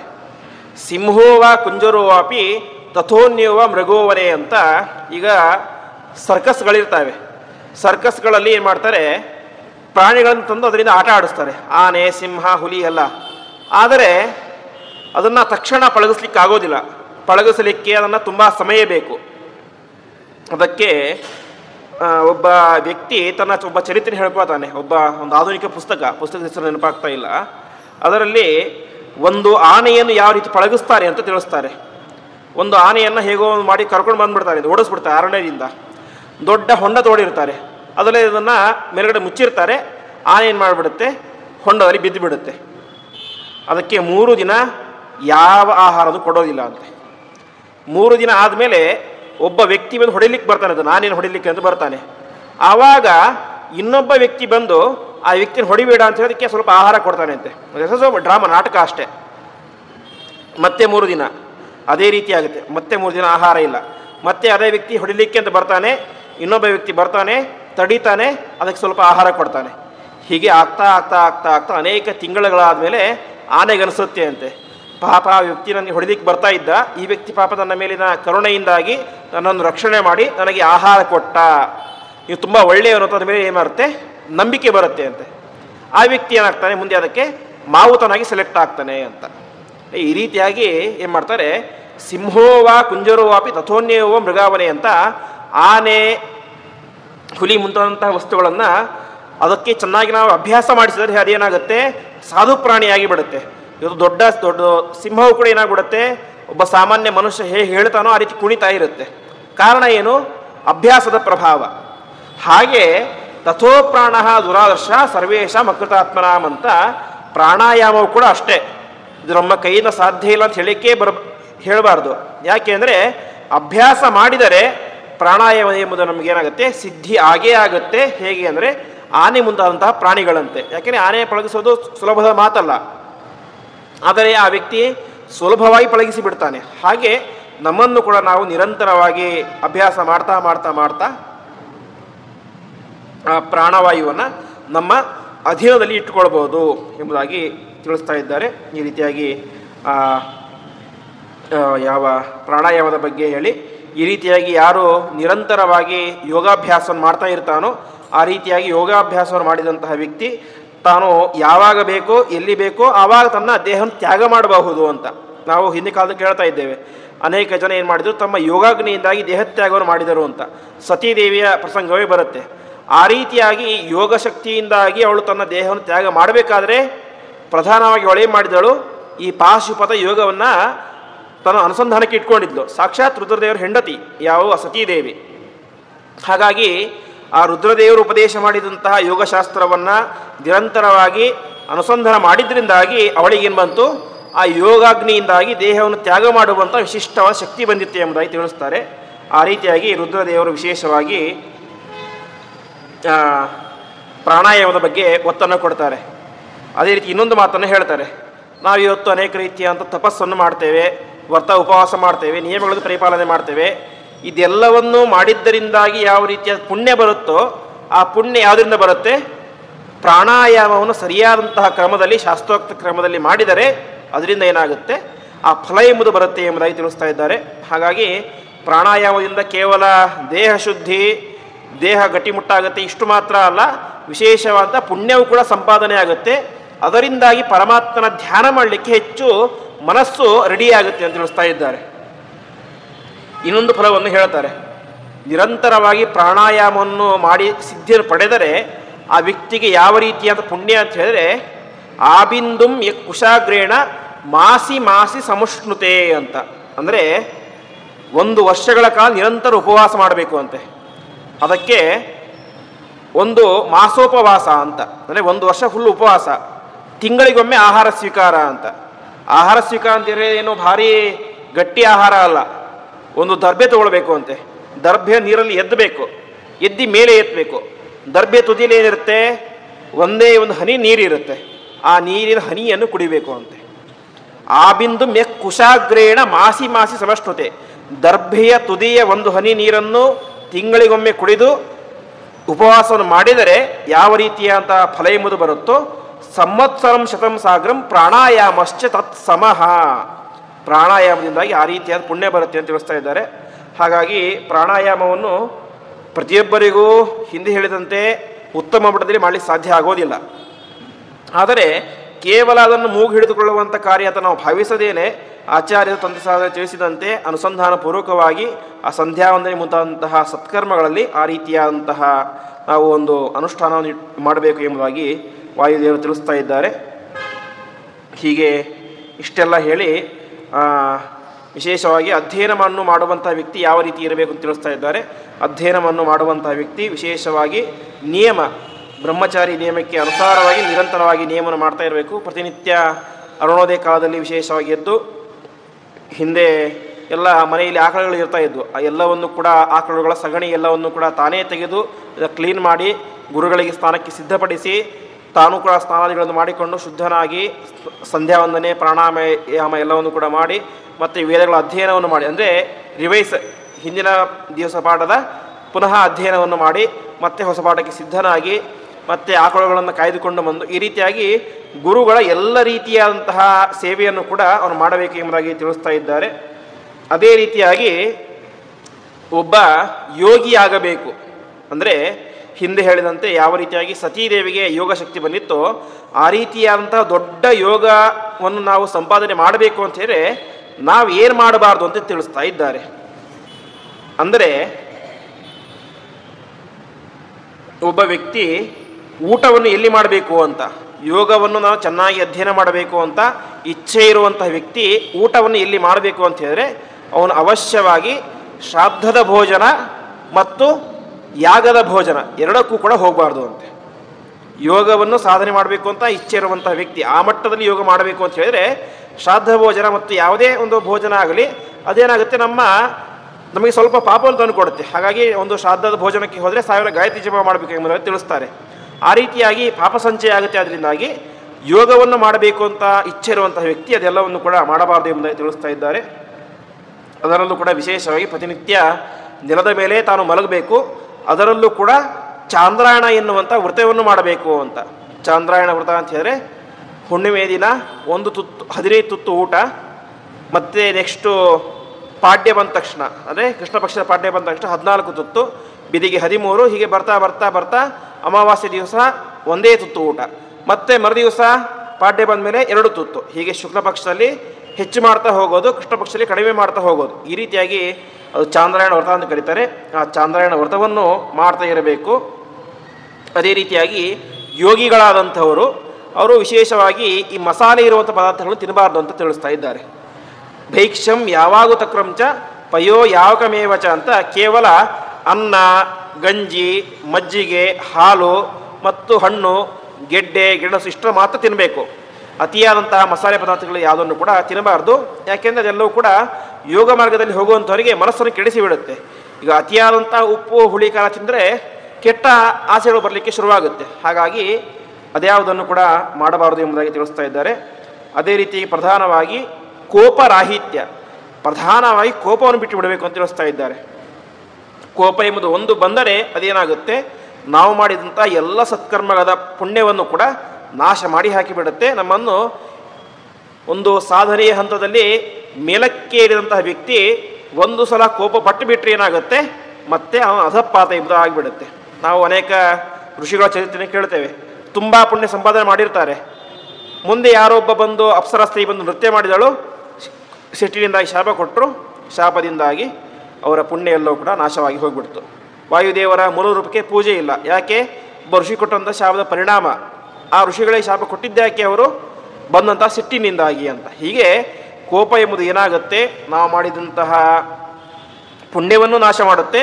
ಅಷ್ಟು ಮಾತ್ರ ಅಲ್ಲ, ಪುಣ್ಯ ನಾಶ ಆದರೆ ಮತ್ತೆ ಸಂಪಾದನೆ ಮಾಡಬಹುದು ಕಷ್ಟಪಟ್ಟು. ಹೇಗೋ ಸಾಧನೆಯ ಹಂತದಲ್ಲಿ ತುಂಬ ಮೇಲಕ್ಕೇರಿದಂತಹ ವ್ಯಕ್ತಿ ಕೋಪ ಪಟ್ಟು ಬಿಟ್ಟರೆ ಮತ್ತೇನು ಮಾಡ್ತಾನೆ, ಅವನು ಮತ್ತೆ ಪುನಃ ಕೆಳಗಡೆ ಬಂದುಬಿಡ್ತಾನೆ. ಹೇಗೆ ಹಾವು ಏಣಿ ಆಟ ಇರುತ್ತೆ, 99 ಮನೆಗೆ ಹೋಗಿರ್ತಾನೆ, ಅಲ್ಲಿ ಹಾವು ಕಡಿದು ಬಿಟ್ಟರೆ ಮತ್ತೇನಾಗುತ್ತೆ, ಮತ್ತೆ ಕೆಳಗಡೆ ಬಂದುಬಿಡ್ತಾನೆ, ಮತ್ತೆ ಕಷ್ಟಪಟ್ಟು ಮೇಲೆ ಏರ್ತಾ ಹೋಗಬೇಕು. ಆ ರೀತಿಯಾಗಿ ಸಾಧನೆಯ ಹಂತದಲ್ಲಿ ಇರುವಂತಹ ವ್ಯಕ್ತಿ ಆದಷ್ಟು ತಾನೇ ಮಾಡಬೇಕು, ಕೋಪವನ್ನು ನಿಗ್ರಹ ಮಾಡಿಕೊಳ್ಳಬೇಕು. ಆ ಕೋಪದ ನಿಗ್ರಹದಿಂದಾಗಿ ಅವನ ಸಾಧನೆಯಲ್ಲಿ ತಾನು ಪರಿಪೂರ್ಣತೆಯನ್ನು ಪಡೆಯಲಿಕ್ಕೆ ಸಾಧ್ಯ ಎಂಬುದಾಗಿ ವಾಯುದೇವರು ವಿಶೇಷವಾಗಿ ಆ ಪಾಶುಪತ ಯೋಗ, ರುದ್ರದೇವರು ನಿರೂಪಣೆ ಮಾಡಿದಂತಹ ಯೋಗದ ಬಗ್ಗೆ ಉಲ್ಲೇಖವನ್ನು ತಿಳಿಸ್ತಾರೆ. ಈ ಪಾಶುಪತ ಯೋಗದ ನಿರೂಪಣೆ ನಮಗೆ ಬೇರೆ ಪುರಾಣಗಳಲ್ಲಿ ಸಿಗೋದಿಲ್ಲ, ಸಿಗೋದು ವಾಯುಪುರಾಣದಲ್ಲಿ ಮಾತ್ರ. ಹಾಗಾಗಿ ಅಂತಹ ಪಾಶುಪತ ಯೋಗದಲ್ಲಿ ಹೇಳಿದಂತೆ ವಿಶೇಷವಾದಂತಹ ಪ್ರಾಣಾಯಾಮ, ಅಂತಹ ಪ್ರಾಣಾಯಾಮದ ಅನುಸಂಧಾನ, ಅದೇ ರೀತಿಯಾಗಿ ಕೋಪರಾಹಿತ್ಯ, ಆದಷ್ಟು ಕ್ರೋಧವನ್ನು ಕಂಟ್ರೋಲ್ ಮಾಡೋದು ಇತ್ಯಾದಿ ನಿಯಮಗಳನ್ನು ನಾವೆಲ್ಲರೂ ಕೂಡ ನಮ್ಮ ಯೋಗ್ಯತೆಗೆ ಅನುಸಾರವಾಗಿ ಅನುಸಂಧಾನ ಮಾಡೋಣ ಎಂಬುದಾಗಿ ಹೇಳ್ತಾ ಈ ಎರಡು ಮಾತುಗಳನ್ನು ಶ್ರೀಕೃಷ್ಣಾರ್ಪಣಮಸ್ತು.